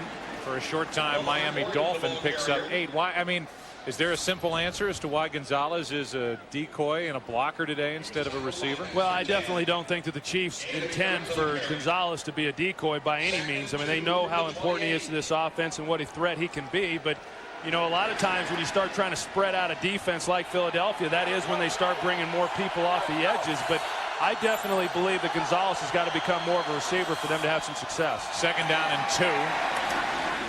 And a good second effort by Lamar Gordon gets Philadelphia 1st down. You know, I think this is one of those games for Philadelphia that they probably would have liked to have run the ball a little bit more, certainly, than what they have. They're currently throwing the ball about 77% of the time in this game, and that's up from where they were coming into the game when they were averaging about 68% of the time throwing the ball, but they're just not having a lot of success running it right now. Kansas City has done a pretty good job. On 1st down, McNabb over the middle to Terrell Owens. And Owens is brought down right at the marker. He was tackled by Greg Wesley. It depends on the spot, and they're just going to give Philadelphia 1st down. Yeah, Greg Wesley on that tackle. Sorry, Joe. I actually thought that Terrell Owens had come up a little bit short, but he got a pretty good spot that gave him the 1st down. But you know, Terrell Owens is just, because he's such a threat to run by people, a lot of times he's able to then work the middle of the field without too many bodies around him. Westbrook is back in the game, and McNabb finds Owens again. Owens hit, gets away from that hit, and he's out of bounds with a 1st down. Patrick Surtain was out there defending. He put a hit on the big body of Terrell Owens, and Terrell just kept on going. Surtain's been on Terrell Owens an awful lot today, and yeah, you understand that you cannot come up on Terrell Owens and try to tackle him high. I mean, you really do have to go low on him. Surtain had already missed the tackle at that point, and then you got Derek Johnson, who's grabbing around his legs. He's just a hard guy to get to the ground. 1st down, Philadelphia. 47-yard line of Kansas City. McNabb has time. Fires for a wide open Terrell Owens. And Owens is down to the 26. 2 penalty flags are down back in the area where McNabb was being protected, and this is a hold against the Eagles. It'll wipe away a 21-yard completion to Owens. Number 77, offense. 10-yard penalty, still 1st down. So Artis Hicks, who left in the 1st half, is back, and he commits a holding foul to bring that one back. Yeah, a lot of times these offensive linemen, when they have some injuries and they're not able to use their feet very well and they lose balance, that's when they start grabbing and trying to clutch people, and that's exactly what happened to Artis Hicks. He doesn't look like he's moving particularly well, and so when you don't get in good position and a defender's running by you, the next thing you know, you're getting called for a holding penalty. Owens is out of breath over on the sideline. It's 1st down and 20. Eagles have thrown it 26 times today. There have been no Kansas City sacks. L.J. Smith, they set up a tight end screen, and Smith is out to the 46. Boston, that's a final now. So Boston beats the Yankees. Anaheim won at Texas. They swept that series. That means that game 1 of that divisional series between the Yankees and the Angels will take place out in Anaheim on Tuesday evening at 8 Eastern, 5 Pacific, here on Fox. 2nd down and 17 for the Eagles.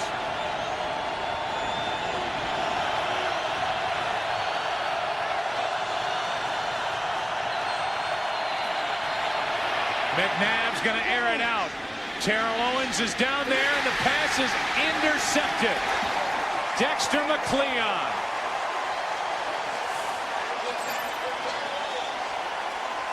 Jared Allen had pressure. McNabb threw it up, and Dexter McCleon comes away with his 1st interception of the season. First the hit from Allen, and the result, McCleon takes it away for Kansas City.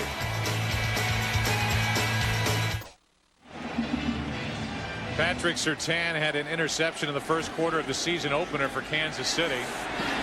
Priest Holmes tries out the left side, and the Eagles defense is Starting to figure it out. Donnie Jones on the stop. And here is the interception.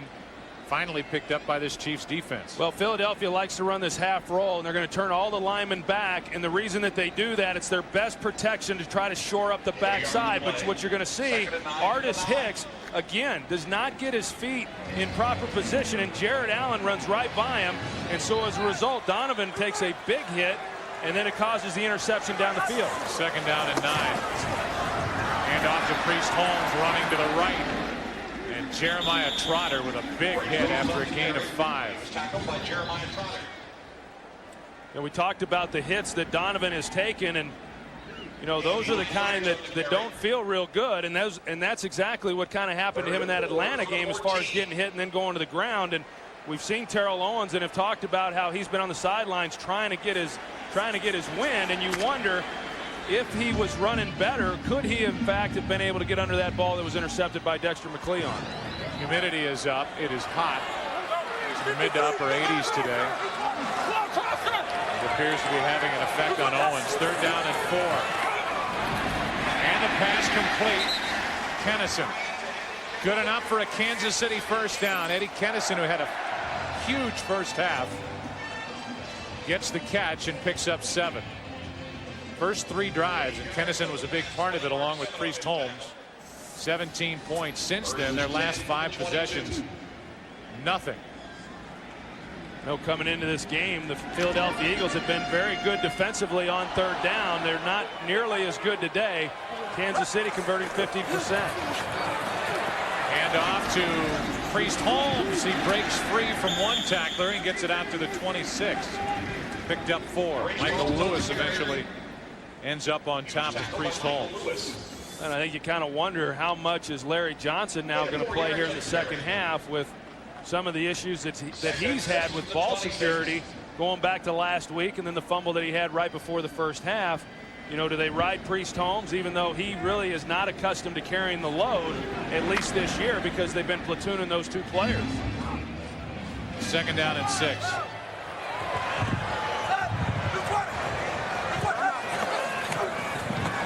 Play action. Trent Green in trouble. Drops it off for Bo Richter. And incomplete. Big pressure on Green, who just got it away, and it's 3rd and 6. Next week, another Fox NFL Sunday doubleheader. Buccaneers and Jets early, along with the Seahawks and Rams. Big late game, the Eagles at Dallas. Dallas is losing 13-6. They're about ready to start the 4th quarter out in Oakland. Dallas starts the day 2-1, same as the Eagles. The Redskins are now 3-0 with their win today, and the Giants are 3-1. 3rd down and 6. The pass incomplete. Sammy Parker was coming out of his break, and Trent Green threw it right to him, and Parker did not make the catch. It was a perfect throw. I mean, he threw that with tremendous anticipation as far as Parker coming out of his route. I'm not certain, however, that even if Sammy Parker catches this ball, that it's enough for a 1st down. It was a little bit short on the route. It would have been a good catch. He turned it loose, and as soon as Sammy Parker got his head turned around, the ball was on his chest. Dexter Wynn is waiting for the punt. Holtwit, who's hit a couple of beauties. This one is high but short. Takes a good bounce and a dangerous pickup by Wynn. He was going to stay away until that bouncing punt ended up heading right toward him. Considine is the one who almost blocked the punt. It was a 2-yard return by Wynn.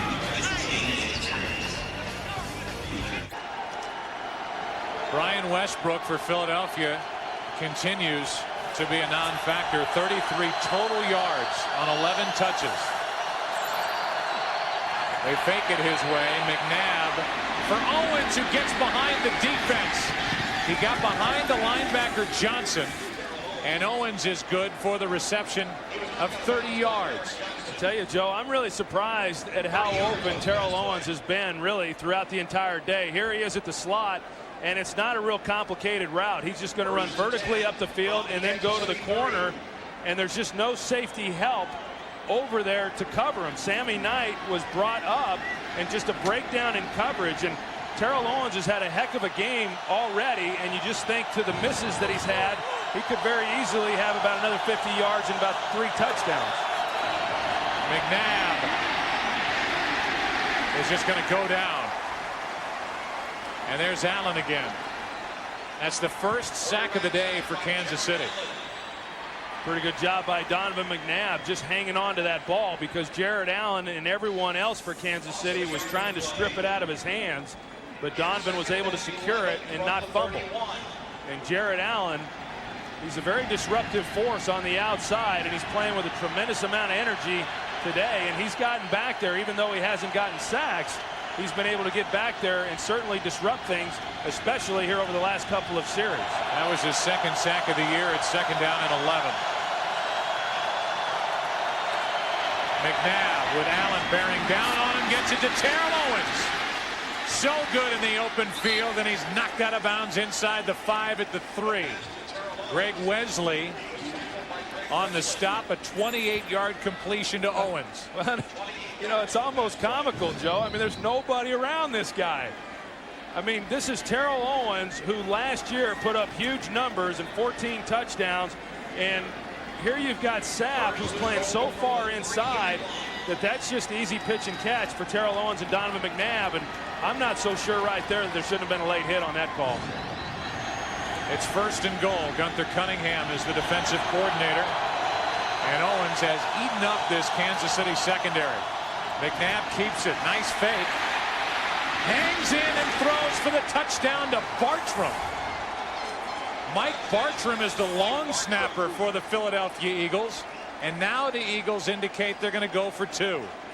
Well, I got to tell you, Donovan McNabb, it's one of those things where you just cannot afford to take a sack here, and so you're constantly trying to weigh. Do I hold on to it and try to make a play, or do I throw it away? Donovan was able to brush off, again, Jared Allen back there putting pressure on him, and then he finds Bartram in the back of the end zone. But a good play there by Donovan McNabb, sticking with the play and making the touchdown. What a time for his first catch.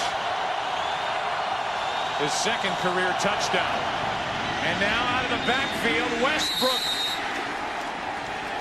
And all of a sudden it's a tie game at 24. Brian Westbrook, who's been a non-factor, picks up 2 huge points for the Eagles to tie it. Terrell Owens got him down the field. Donovan McNabb with that beaten up body hung in, stayed tough. Bartram with a touchdown catch. Westbrook for 2, and this game is tied.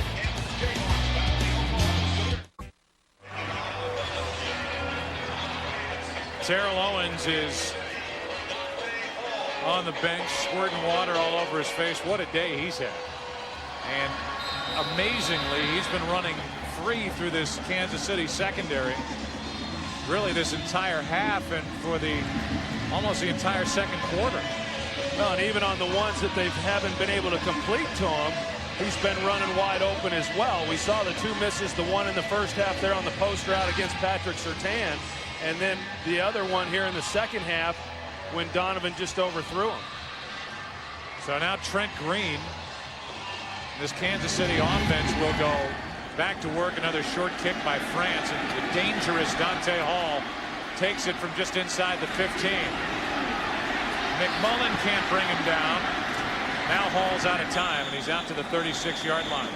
I know, Troy, you have so much respect for Donovan McNabb, not just what he does on the field, and we'll talk about that, but the kind of leader he is, how he handles everything that has gone on off the field. And physically, you have to wonder how he's doing it week after week. And not only this year, Joe, but in previous years as well. I mean, this is a guy who played a game with a broken leg and played very well, throwing 4 touchdowns. And then you look at what he's doing here today, and he comes out in the second half, much like what he did last week against Oakland, and just having a heck of a performance. And we certainly understand that there are other players that are playing hurt, but for a quarterback to be playing through some of the elements that he is awfully impressive. What happened? I think one of the officials just went down, the head linesman. It is a hot day, and he may have to take a break. He says he's okay. That's George Hayward. I don't know if he slipped down or because of the humidity. We've seen Terrell Owens trying to get oxygen on the sideline.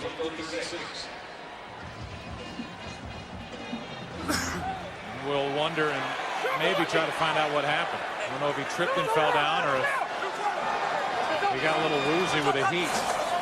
Minute 44 remaining, third quarter, and it's a reverse to Kennison. Pass blocking. Eddie Kennison.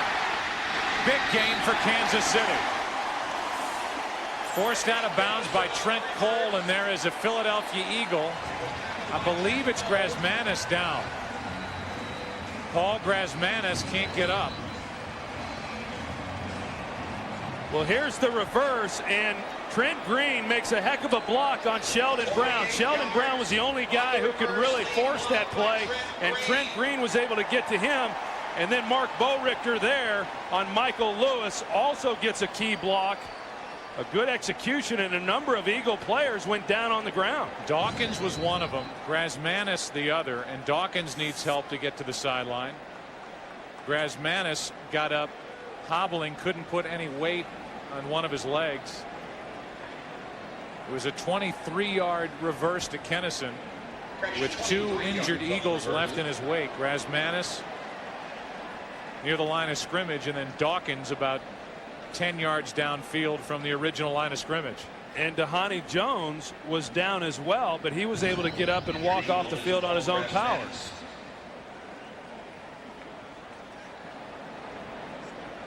And Dawkins, it was Dhani Jones who Brian Dawkins got tangled up with in pursuit.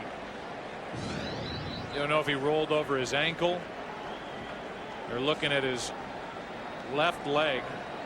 He's pressing on his shin area, and now Grasmanis is trying to catch his breath. But he got up and was trying to hop off the field on one leg. And it is the ankle. You could see when he stepped awkwardly on the body of Dhani Jones, he rolled over that leg, and there's Dawkins, number 20. And here it is. Look at the left ankle. You saw the roll of the left ankle, and yeah, that's exactly what it looks like, is that he rolled the ankle, and certainly enough, they're wrapping it now. And well, they're wrapping his ankle, and they're bringing the cart out onto the field. There's something wrong with the right leg, ankle, or foot of Paul Grasmanis. He's a 10-year pro.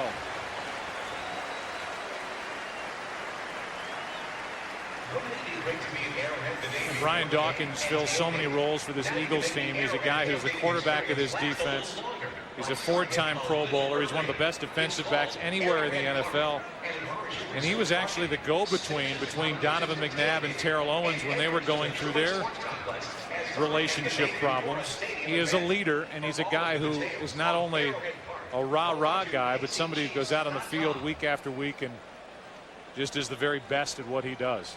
Now, there's no question that this defense relies on him, as we see Paul Grasmanis now head into the locker room and get checked by the medical staff. Brian Dawkins, on the other hand, he's taped up, and it looks like he's going to be coming back out onto the field.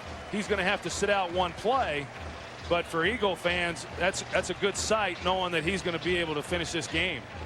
Like Grasmanis was trying to pump up that defense. We heard the report from Pam Oliver in the first half when she said they were talking on the defense. I think she was talking about Dawkins, saying they're not going to score any more points on us today. They did on a kick return, but not on this defense. It's a first down for Kansas City after that reverse, and Priest Holmes loses a yard. Mike Patterson, the rookie, on the stop. You know, we talked a little bit earlier about Mike Patterson, and you know, in our visit with Jim Johnson a couple of days ago, every time we asked the question, it seemed like he always brought the answer back to what a great job Mike Patterson was doing. Of course, you know, he's a first-round pick out of USC. Pete Carroll being the head coach there at University of Southern California. Jim Johnson said he's very well coached coming from that system, and he's picked up this defense about as quickly as anybody he's seen as a young player. Dawkins is back in for Philadelphia. And that's tipped, knocked away by Curse. He's already 6'4", has great leaping ability, and he got his left hand up. Priest Holmes was the intended receiver and didn't get anywhere close to him. Now, this is tough duty when, and he wasn't intended to be blocked. The way that play's designed, you hope that you're able to just get the ball past him. But Javon Curse is such a big, wide guy as far as his wingspan. It's hard throwing that type of route against him when he's rushing the quarterback.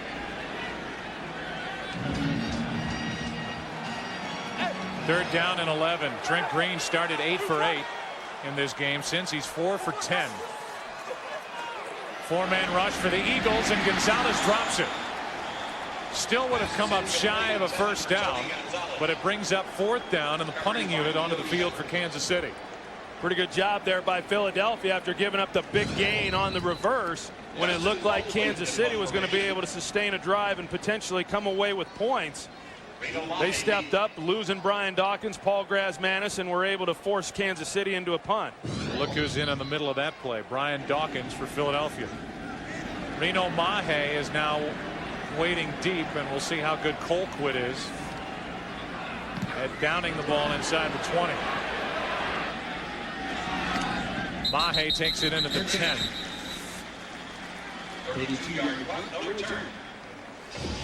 It has been 20 years since the Kansas City Royals have celebrated a World Series championship. We apologize for making you listen to Wham.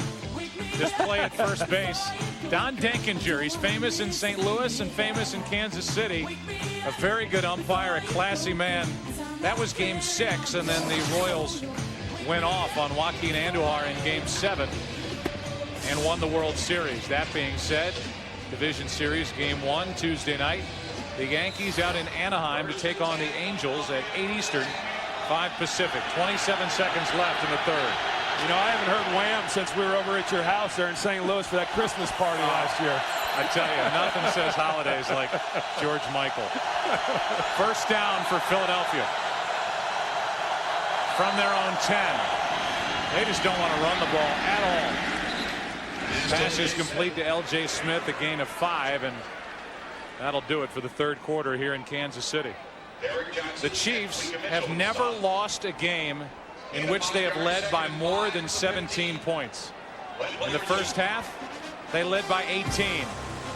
The start of the fourth quarter, tied with Philadelphia. Back after this from your local Fox station.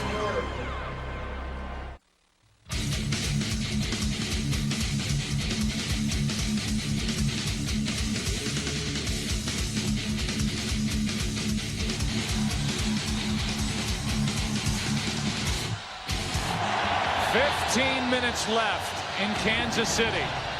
24-24, and the statistics through 3. 18 unanswered points.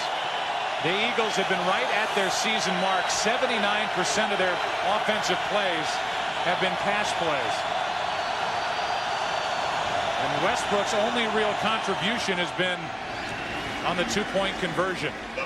L.J. Smith takes a seat right at the 20-yard line. And it's a first down for Philadelphia. Let's go down to Pam Oliver. Hey, Joe, well, Chiefs defensive coaches have been urging the guys in the secondary all afternoon to just play your boundaries where T.O. is concerned. Well, it's interesting, as the afternoon has progressed, that rhetoric changed. They're saying things now to the effect of, let's just go out there and make a play. Defensive coordinator Gunther Cunningham seemed disgusted to the point he just walked over in front of that group, took a look at the pictures, shook his head, and walked away. Joe? Thanks, Pam. The handoff is to Westbrook. And Brian now has 36 total yards on the day.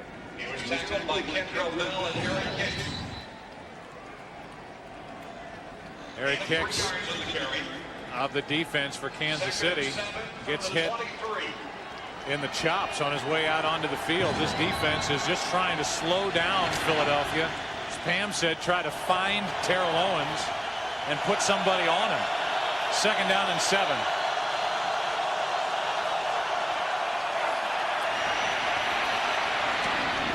Lamar Gordon makes a move, breaks a tackle. First down out across the 40. Gordon picks up 19. So many times people are quick to judge Andy Reid and why he doesn't run the ball more, but You know, these types of throws, in his opinion, are really running plays because they're safe throws for Donovan McNabb. It's right over the ball. You make a 5-yard throw, get the ball into the hands of somebody who can make people miss, and you give yourself a chance to create some big plays. Nice job of execution, both by Donovan McNabb and then Lamar Gordon. With Ricky Williams coming back to the Dolphins, Lamar Gordon was cut loose by the Dolphins, and the Eagles picked him up a bigger back. McNabb fires, and the pass complete. Greg Lewis. And Greg Lewis has a first down just outside the Kansas City 25. And one of the reasons why Donovan McNabb was afforded the time to make that throw was because of Brian Westbrook. So he shows you that he's not just a runner, he's not just a receiver, but he's also a pretty doggone good blocker. And he gives Donovan time to throw the ball. You've got Greg Lewis running a heck of a route and a big game. Opening minutes of the fourth quarter and a first down for Philadelphia from the 25. The pass is complete. Greg Lewis picks up 4.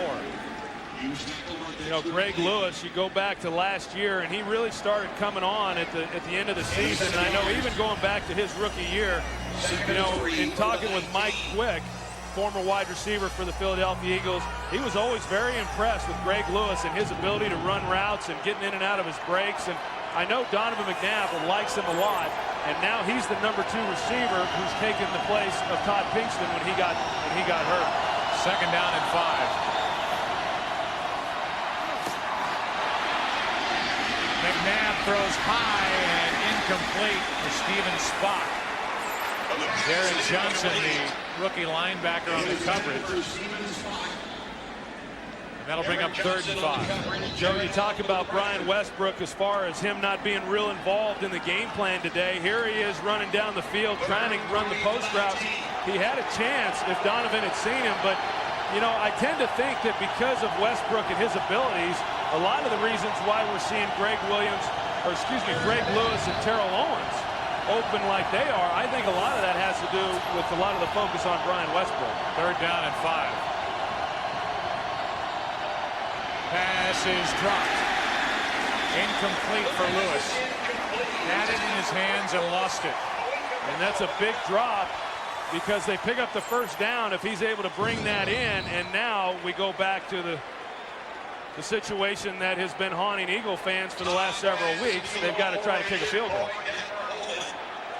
And McNabb knew they had it. Lewis started to make a move before he gathered it in. And here's Todd France making his NFL debut today. He's had one block from 40, made one from 44, and this is a 37-yard drive. And you can credit Coy Detmer with a terrific job of getting that ball up and ready for the kick. And Andy Reid, for the second time, is smiling as Todd France comes off the field. Terrell Owens, part of this Eagles offense, which has caught fire. Philly up 3. The dangerous Dante Hall has already returned one for a touchdown today, waiting for this off the foot of France from outside the 10. Gets to the 25 and lost the ball.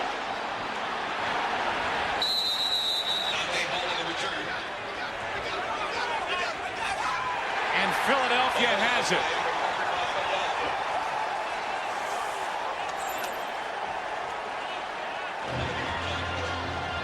Reno Mahe came out of that pile with a football. And with 11.5 minutes to go in the fourth quarter, Philadelphia has it up 3. And the ball is at the Kansas City 25. Well, Philadelphia was able to get a hand on Dante Hall, and it looked like he was getting ready to go to the ground there. But he kept fighting, trying to get away. And all of a sudden, the ball came out. It's hard to tell whether or not the ball got punched out or whether Dante Hall just dropped it. But whatever happened, when you look at this game, as far as whoever's going to go on to win or whoever's going to go on to lose, special teams has certainly played a big role in this game. You know who made that happen? Backup linebacker Mike Labinjo. He's the one who got his hand on Hall and stopped him, held him up, and then the ball popped out. Pass complete to Owens. He's wide open again. And this Eagles offense is shredding this much maligned Kansas City defense. Well, and I just think that Kansas City defensively right now, I mean, of course, they came into this game after what happened last week. They believe they're a better football team defensively than what they've shown in previous years. If they are, this is a point in the ball game where you've got to be able to step up defensively and not allow a touchdown for Philadelphia and keep this ball game a 6-point game. First down from the 11. McNabb, pump fake, flips it, and it's nearly picked off. L.J. Smith, the intended receiver, and Sammy Knight almost took it away. That time Donovan McNabb trying to run a little slant and go route to Terrell Owens on the bottom of the screen. Surtain doesn't fake on the, or bite on the fake, and then he comes back inside to L.J. Smith, and Donovan was pretty lucky there because there was nowhere to throw that football.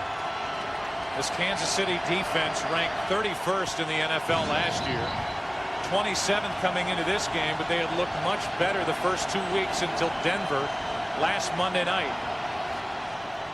Handoff is to Gordon. And Lamar sets up third down. The Eagles can get a first down without getting it into the end zone. It'll be third and long here after Gordon picked up 3. Well, the good news for Kansas City is that they have been very good today on third down. Philadelphia has only converted 1 third down out of 7 attempts, and this is a critical one here. McNabb with his third straight 300-yard passing day. That's a Philadelphia team record. Third down and 7. McNabb flips, tipped, caught L.J. Smith, and it looks like he got enough for a first down. L.J. Smith hauled it in, hung on after the tip by Kendrell Bell. Yeah, how about that? Picked up a first down. How about that catch, Joe? Kendrell Bell gets a hand on the ball there, and L.J. Smith is still able to concentrate on it and turn back around and make the catch.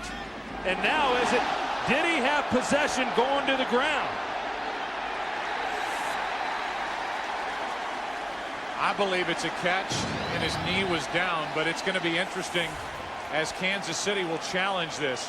First of all, with a catch, the way they term it, did he make the catch, and was he able to make another football act? I believe under that criteria, Troy, you can make the case that he caught it, was able to make another football act there, and now the question is, does the ball come out before his knee hits down? And I think you're right, Joe. He definitely was able to make another football act as it's defined in the rule book, and so once he has possession of the ball there's the football act with the turn. And the ruling on the field that the receiver did not catch the pass. And the knee's on the ground before the ball comes out. I think that's a completed pass and a first down for the Eagles. On top of that, he was ruled down, so forget the fumble at the end of the play. The question is, did he catch it, have control of it? Was he able to make another football act? The challenge from Kansas City, the answer when we come back. Viewing the play, the receiver caught the ball, his knee went down, here's the catch. Kansas City will be charged a timeout, and they're out of challenges. So Kansas City with 2 timeouts left. It was either going to be 4th and 7 at the 8 or 1st and goal at the Kansas City 1. The Chiefs were not going to get the football as a result of the review, but in the judgment of our referee, Pete Morelli, the pass was caught. He was able to make another football act. The knee was down before the ball came out, and therefore it's a catch. Well, and Kendrell Bell's just got to be sick because he had a clear shot at it, was able to get his hand on the ball, but he didn't knock the ball down. He knocked the ball up in the air, and that's why L.J. Smith was able to make the catch. Trey Dajulek, an extra offensive lineman, is on the right side of the line, number 66 on 1st and goal from the 1. Handoff is to Gordon, and he goes nowhere. 2nd and goal from the 1. The other point about the catch, if in the official's estimation it's all part of one continuous act, then the question is, was his knee down before the ball came out? And it certainly looked like it was. And that's why the catch was ruled a catch, and that's the difference between trying a field goal here or having a 1st and goal from the 1. It's now 2nd and goal from the 1.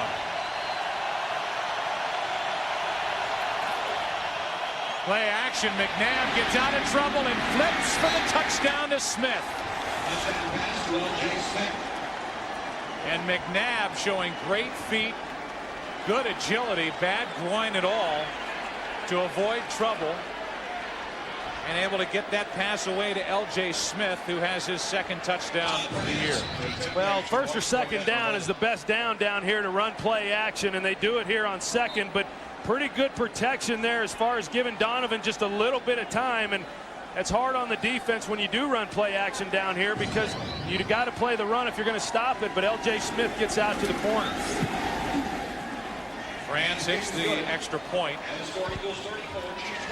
and it's a 10-point game. 28 straight Philadelphia Eagle points. They've taken this crowd out of it here at Arrowhead. 34-24 Philadelphia.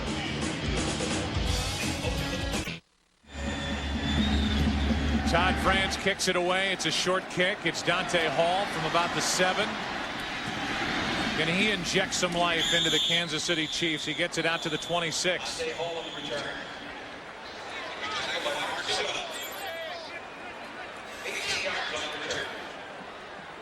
We welcome some new members to our audience. Joe Buck, Troy Aikman, Pam Oliver with you from Kansas City, where the Chiefs jumped out to a 17-0 lead.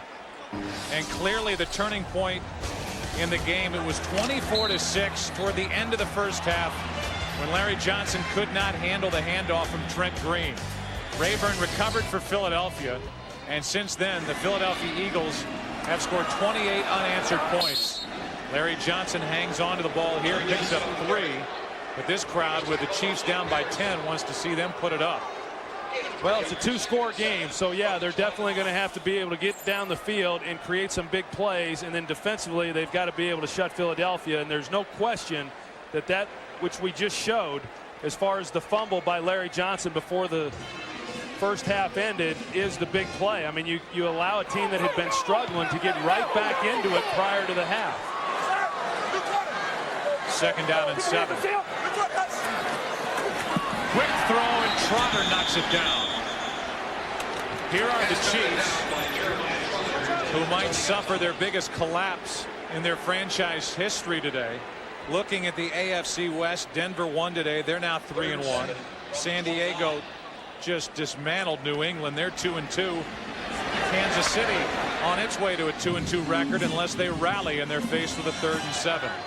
Tony Gonzalez, 1 catch. He's only been thrown to 3 times.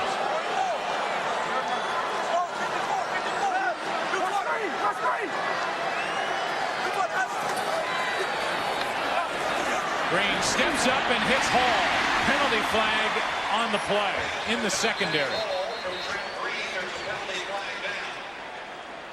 A penalty flag in the secondary.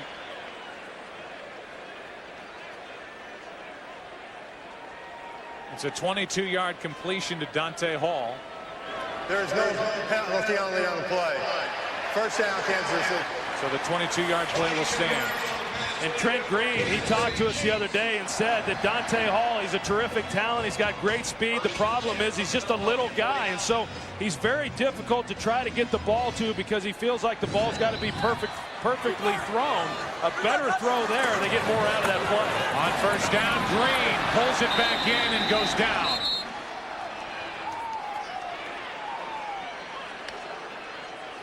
Patterson was in there. Dawkins, the safety, was coming on a blitz. He was a part of it. And a loss of 3. Just so you know, we saw Paul Grasmanis leave earlier. He left with an Achilles injury. So he is out for the rest of the day, and Jim Johnson has dialed up that defense after a slow start. Well, Jim Johnson, I mean, true to form, anytime in offense, particularly in a close ball game when you have to make a play, whenever an offense starts moving the ball, he's going to bring pressure. He is not a coach that's afraid to gamble and bring people to get after the quarterback. We saw a shot of 10-time Pro Bowler Willie Roaf for the Chiefs miss. This pass is tipped and picked off by Brown. His second of the day. And Sheldon Brown will go down at the Kansas City 40. Eddie Kennison, the intended receiver. It's an interception and a 19-yard return by Sheldon Brown.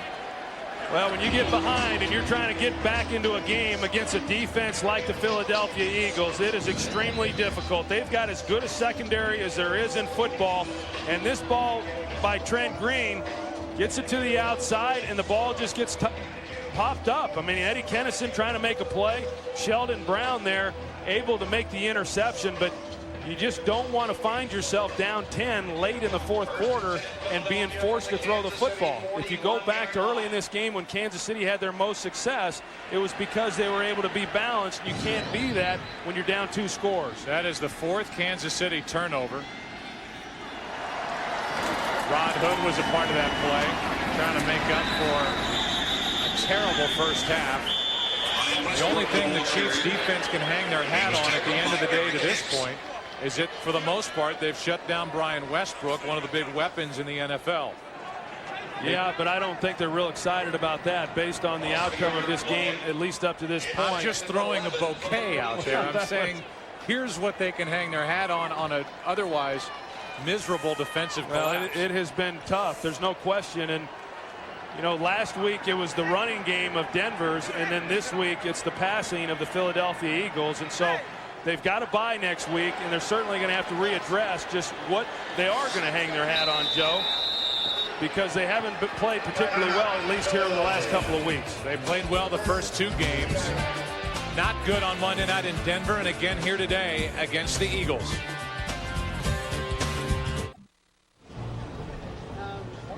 For anyone who was fortunate enough to call Hank Stram a friend, not only Hank but his wife Phyllis, so relieved that he was able to get the thrill of going into the NFL Hall of Fame before he passed away recently. Longtime coach here with the Kansas City Chiefs, longtime broadcaster in the NFL, and a wonderful human being. Terrell Owens makes the catch. They call him down. The Chiefs are trying to fight for a turnover. Mitchell on the tackle, a gain of 5, and you look at the difference in halves for each side. And Troy, you circle Kansas City after a big first half. This defense for Philadelphia, and Pam gave us the report earlier, made good on their promise that at least defensively they weren't going to give up any more points, and they haven't. I mean, for this Kansas City offense to come out in the first half and have over 200 yards of offense against a great defensive team is extremely impressive, and you've got to be impressed as well with the way Philadelphia shut them down in the second half. 3rd down and 5. Blitz coming. Johnson can't bring down McNabb, and the pass complete to Smith. The rookie Derek Johnson had a wide open shot at Derek McNabb, or Donovan McNabb rather, and Derek Johnson could not bring down that big body, as banged up as it is. And this is one of the things when you talk to defensive players that they always talk about, is how difficult it is to get him to the ground. There's often times, because the Eagles do like to get 4 and 5 receivers out on routes, that they are going to take some shots on Donovan, but he's a hard guy to tackle. Donovan had never had back-to-back 300-yard days through the air until last week. Now he's got 3 in a row. Handoff is to Gordon, and a penalty flag comes in the area of a hole. Holding, number 73, offense, 10-yard penalty, remains first down. That's Andrews. Let's go for a game break and check in with James Brown. Joe, with the Cowboys trailing by 3, Drew Bledsoe on 4th and 4. His attempt at a fourth quarter comeback falls short. Intended receiver was Terry Glenn. It looks like Oakland will get its first victory of the season. Let's send it back to Joe Buck. So North Turner is on his way to his first win of the year, the longtime offensive coordinator with you at Dallas. Yeah, big win for him and that Raider team. Two tough losses to these teams playing here today with Philadelphia, Kansas City. Nice win for that organization. First down and 20. McNabb drops it off for Gordon. Lamar Gordon making moves in the open field down to the 20. And Hank Fraley is going to get into it with Lionel Dalton, which is not a good idea when you're Hank Fraley and you don't have your helmet on. I tell you, Joe, I'm impressed. I guess I'm impressed. I mean, there's Andy Reid, and with just under 5 minutes to play, and you're trying to take time off the clock, first down, and you're still throwing the football. And, you know, there's no question Andy Reid likes throwing the football, but to me, that just shows you the kind of confidence that he has in his ball club, particularly number 5, Donovan McNabb, that when he's trying to take time off the clock, he trusts that Donovan's going to complete passes. He said, yeah, I guess I need to dial up the run more. As we said earlier, he said if I had my way, we wouldn't run it at all. And why would you when you can just keep dropping it off to Westbrook or Gordon, and when you want to go downfield, you go to L.J. Smith or Terrell Owens. Well, he practically hadn't run it today. I mean, they've run the ball 13 times, and they've thrown it 46 times. And I certainly didn't think coming into this game with Donovan's health the way that it was, that I know going back to last week they threw it 52 times, but I really thought that Andy Reid would be a little bit more balanced in this game. But as he's told us, and as Brad Childress, their offensive coordinator, has told everybody all week, we're going to do what we do. And over the last 3-4 years, we've seen that what they do is throw the football. Well, McNabb and Owens, part of the combination through the air, got off to a slow start today. But that changed. Terrell Owens kept getting wide open, not just open, but wide open, and so good in the open field when the ball's in his hands. And Owens now has 99 career touchdown receptions. He has one on the day. And another 10-plus catch, 100-plus yard afternoon. You know, the other guy who had a big day today is L.J. Smith. I mean, we focused on Terrell Owens, but L.J. Smith with 9 receptions in the game today. This is Westbrook. Nowhere for Brian to go. Gets a couple. Kansas City is left with only one timeout. And this stadium is left about half full.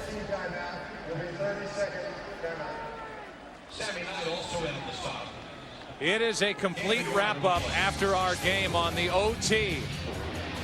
And we invite you to stay tuned for that. A controversial ending between the Buccaneers and the Lions. It was a great day to be a Manning.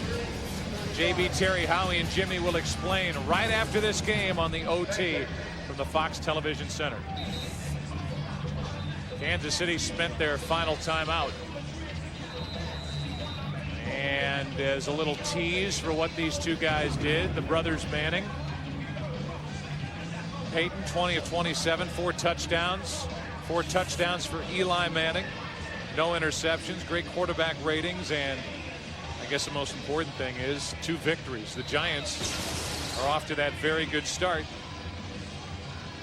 They're 3-1. You wonder if the Manning brothers are going to talk to each other tonight, compare notes, and brag about how well they played. I know Archie Manning was at Eli Manning's game today. They're in New York.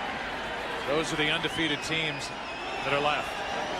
Washington won today. Cincinnati did it again, and Tampa Bay barely survived Harrington and the Lions. Had a touchdown called back. It's unbelievable. I mean, here they are up 10.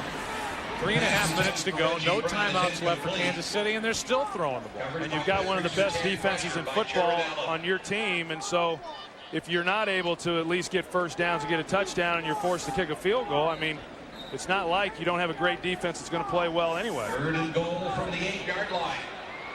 It's 3rd down and goal.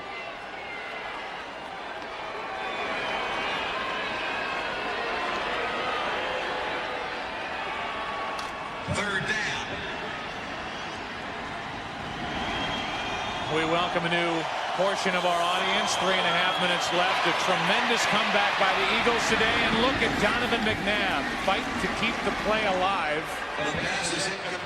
And he throws out of the reach of Terrell Owens, and McNabb needs to get helped up. That's the other part of this. Well, that's right, Joe. And I mean, you've got to show some caution when your quarterback is as banged up as what Donovan is. And you know, you got your first downs, you moved the football, you took some time off the clock. And now I think you just run the ball and see what you can do and settle for a field goal if you need to, because Donovan's taken a couple of unnecessary hits. Unnecessary would be the key word. McNabb came off that play limping, and Hicks is down on his back. But not only run the ball to, as you said, run the clock out, and as you alluded to, you've got to protect Donovan McNabb every chance you can get. First of all, he's still in the game, okay, but why drop him back? And he's rolling out and trying to make plays. That's just his nature, and he's taken extra hits, and he's now limping. And we haven't seen him limp much during the course of the day. Our game summary: the Chiefs jumped out in front 17-0. Dante Hall had his 6th career kick return for a touchdown to put Kansas City up 24-6. But since then, look at that bottom line. 28 unanswered points, thanks mainly to Donovan McNabb and those 369 passing yards. Now we look at the injury to Hicks, number 98, coming off the corner, and he's such a big part of this Kansas City defense. Yeah, he has been for quite some time. You see the right knee there, that it looks like that's where he has the injury. Kendrell Bell stepping on him there, and they really can't, no one can afford to lose a player of the caliber of Eric Hicks, and the Kansas City Chiefs certainly can't. They're already without Ryan Sims, who was starting to come on as a first-round pick a couple of years ago, and there's questions that he may miss the rest of the season as well. So they're already pretty thin there in that defensive line position, and losing Eric Hicks could prove costly. So Kansas City started this season with a 27-7 win at home here against the Jets. Then they go out and win 23-17 on a Sunday night at Oakland. But since then, a 30-10 loss at Denver on Monday night, and then this, where they had Philadelphia, it seemed like, packed away until that fumble on the exchange between Trent Green and Larry Johnson. And since then, it's been literally all Philadelphia. 26-yard try now from Todd France. He's had 1 blocked, made 2. And he looks like he's going to be okay. Yeah, he's got his confidence back, hasn't he? Nothing to it for the engineering major from Toledo. So Andy Reid has kept the pedal down and is dialing up pass after pass, and now stalking the sideline, thinking about a 3-1 start.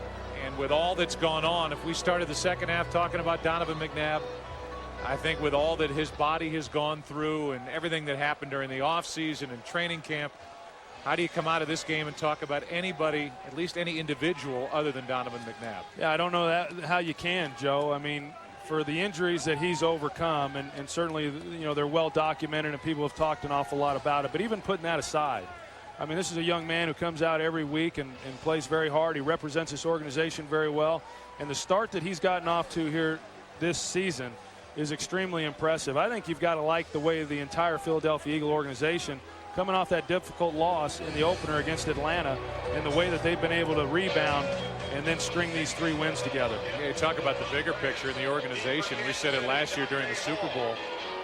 This may be the best run organization in the NFL, the Philadelphia Eagles, from the front office to the head coach, to the coordinators, to the assistants, to the actual personnel. And they seemingly have it all. And they show no signs of slowing down. Dante Hall takes it from the 10. And he runs into a 2-man wall. Mark Simoneau was there, along with Dexter Wynn. 16-yard return by Dante Hall. And Trent Green and company will try and make something happen, although they trail here 37-24, no timeouts, and just over 3 minutes left. This looked like it was going to be a blowout the other way. Who would have thought, when it was 24-6, we'd be talking here at the end of the game of a 37-24 score, and Kansas City just trying to make it more respectable. Kennison is left wide open, and he makes the catch at the 40. Well, I still think you got to go back to that fumble by Larry Johnson right before the end of the first half, and how that completely changed the momentum of this football game. It did not look like Philadelphia was ever going to get back into it prior to that. There's Gonzalez, and Tony Gonzalez makes the catch, stays on his feet. Now, I was just going to say, you know the Chiefs are going to have to answer questions after the game as to why they didn't involve Gonzalez in the offense. I mean, he was nowhere to be found today. Yeah, and how about when we visited with Jim Johnson and how concerned he was with Tony Gonzalez and what a threat he is. And, of course, we all know that, but they certainly weren't able to get him the football. Priest Holmes makes the catch, and over the middle picks up a first down, got 9. The Chiefs didn't look like they could be stopped in the first possession, the second possession, even the third. They built up that 17-0 lead. Jim Johnson was yelling on the sidelines. The defensive players yelling at each other, and since then they have clamped down on Kansas City. Dante Hall is brought down by Rod Hood after a gain of 4. Here's the final from Oakland with the Raiders getting their first win, beating Dallas. 2 minutes left in Kansas City. The Eagles on their way to a 3-1 start.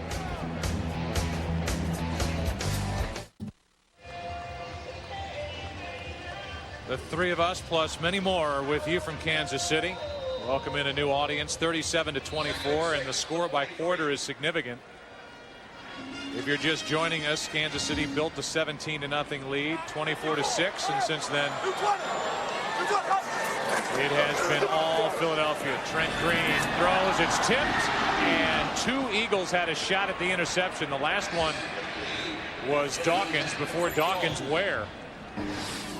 Let's look back. The comeback for the Philadelphia Eagles started literally right here.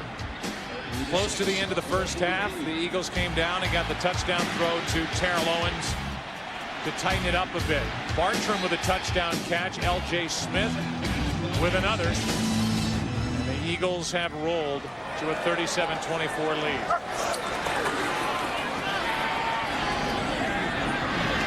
Priest Holmes.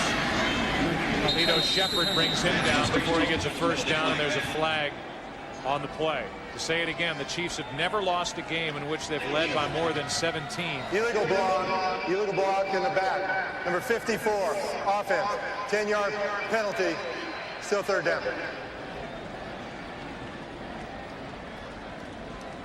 Fox's football coverage does not end when the games are over. Afterwards, stick around for the OT, where JB, Terry, Howie, and Jimmy bring you extended highlights, exclusive interviews, analysis, and a look ahead to next week's action. It's the OT right after this game. Controversial ending in Tampa, and a new feature this week, studs and duds. And what might that be about? I would imagine the studs are the ones who played well, and the duds are the ones who didn't. Third down and 16.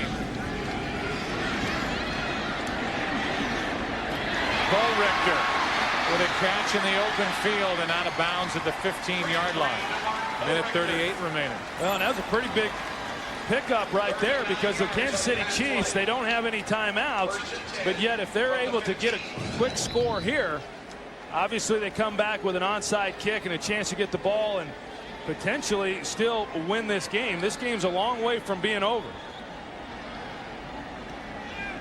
So Bo Richter made the catch. Run out of bounds at the 15-yard line. Minute 38 remaining. 13-point Philadelphia lead. And Green in trouble, throws it out of the reach of Sammy Parker. How about the NFC East? Did people realize coming into this season how improved some of these teams were? And Washington's 3-0. The Giants 3-1. Philadelphia, if they hang on, will be 3-1. And Dallas just lost a chance at the end of the game to sneak another win out of Oakland, and they're 2-2. Well, yeah, it's shaping up as maybe the most difficult division in football.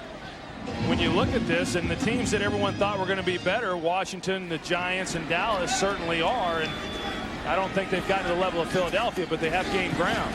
Dallas and Philadelphia meet next week in Dallas. Dante Hall trying to make a move, trying to get into the end zone, and he gets there for the touchdown. And now with the extra point, it would be a 6-point game, and there's still a minute 24 remaining. Again, Kansas City with no timeouts left. And it's going to come down to something we've talked about a couple of times in this game, special teams and how an onside kick is defended and how one is trying to be executed by the Chiefs. Well, and we saw the concern on Andy Reid's face after this touchdown was scored. Dante Hall does a good job after he makes the catch of just individual effort of getting it into the end zone. But yeah, this is turned into a ball game here down the stretch, especially if Kansas City is able to get the onside kick. They're going to a booth review as we're inside 2 minutes. Dante Hall. We're going to review whether the runner scored. The question is, did that knee come down and hit into the grass before the ball crossed the plane? Of course, Dante Hall, he had the fumble as well there on the kickoff return that helped set up a score, and he's trying to do what he can to make up for that. But it looked to me like he got in. Of course, from that angle it's hard to tell, but if the ball crosses the plane, well, the knee's down there and the ball's not across the goal nor at the pylon. So it looks from that angle that this one will be coming back, or at least to the 1 yard line. Depends on if there's enough evidence to overturn the call, and that is going to be up to Pete Morelli. The knee comes down, and the question is, and we haven't seen a real definitive look yet, where the football is in relation to the goal line when the knee of Dante Hall eventually hits down. He got an extra foot or so before he looked like he was going down, and then here at the very end gets a little extra push before that knee comes down. I think you can always fall back on that age-old, there isn't enough evidence to overturn the call. The question is, where's the ball right now, and it's just too difficult to tell. Yeah, we really haven't had a definitive angle to say this is exactly where the ball was when the knee is on the ground, even though it would appear that the ball had not yet crossed the goal line.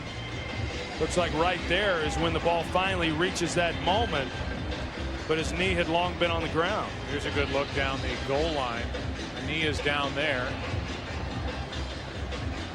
See the side judge is there looking at it. He gave the touchdown, and is there enough evidence to overturn it?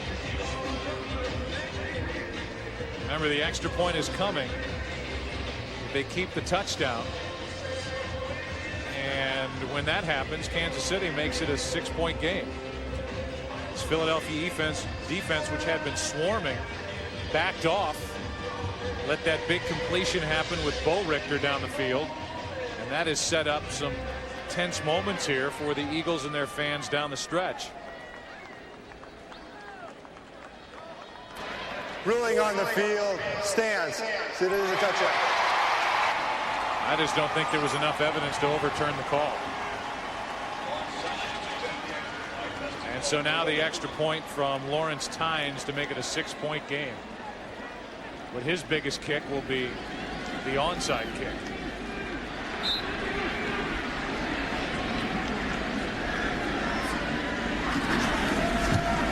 It's a 6-point game. And those who remain at Arrowhead Stadium hoping that their Chiefs can get the ball back on the onside kick. I know Jim Johnson and Andy Reid and the entire defense has got to be disappointed in the way that they allowed Kansas City to just methodically move down the field and get the ball into the end zone. Of course, the big third down conversion to Mark Bo Richter is the one that set it up. And so many times when you've got that kind of lead and then defensively you're playing a little softer, you're not bringing pressure like you generally would do, and teams are able to catch the ball and then run after the catch, and that's pretty much what we saw of Kansas City on that last possession. Across the NFL, as far as onside kicks are concerned, it's only been accomplished one time, the kicking team getting the ball. And the hands team, as they call it, is out on the field for Philadelphia. Yeah, and that group, as you can tell by the guys that are out there, a lot of the defensive backs and then L.J. Smith, all players that are accustomed to receiving the ball are going to be on this hands team to try to get this onside kick. You got Steven Spock. You've got Matt Ware, L.J. Smith, Greg Lewis, Sheldon Brown, who has a couple of interceptions today, Quentin Michael.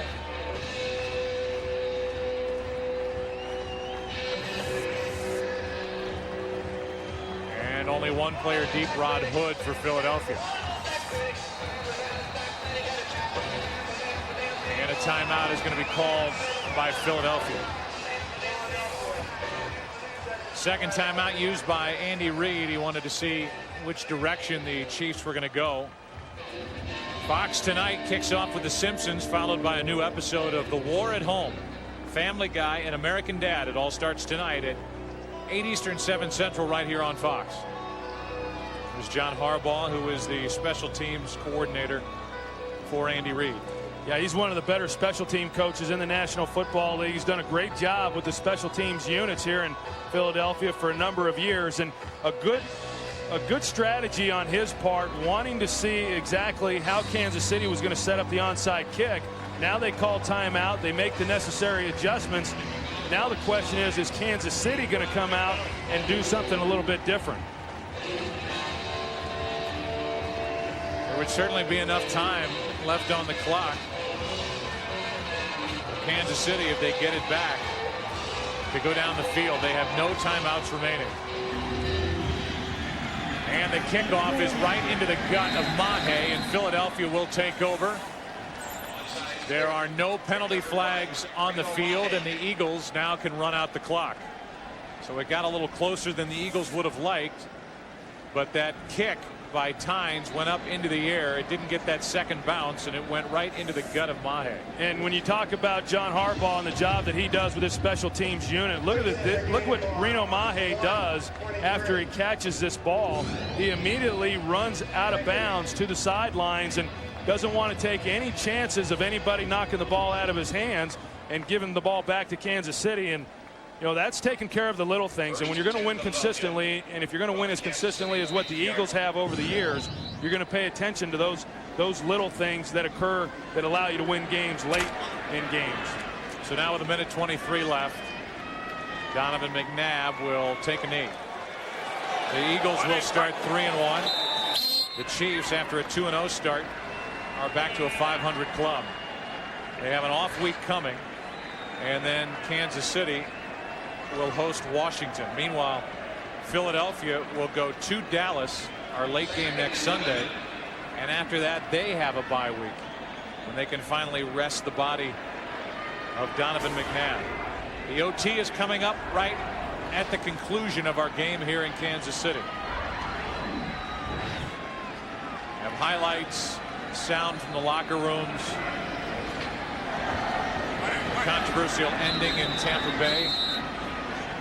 We look at the AFC West. Denver, they beat Kansas City on Monday night. They won today, so they're 3-1. Kansas City and San Diego tied at 2-2, and then Oakland, they get their first win today over Dallas. Well, we've just seen it too many times, Joe, in recent years in today's NFL that nobody is out. And I know that everyone's going to go back tonight and talk about this team and they're struggling and they're not doing this.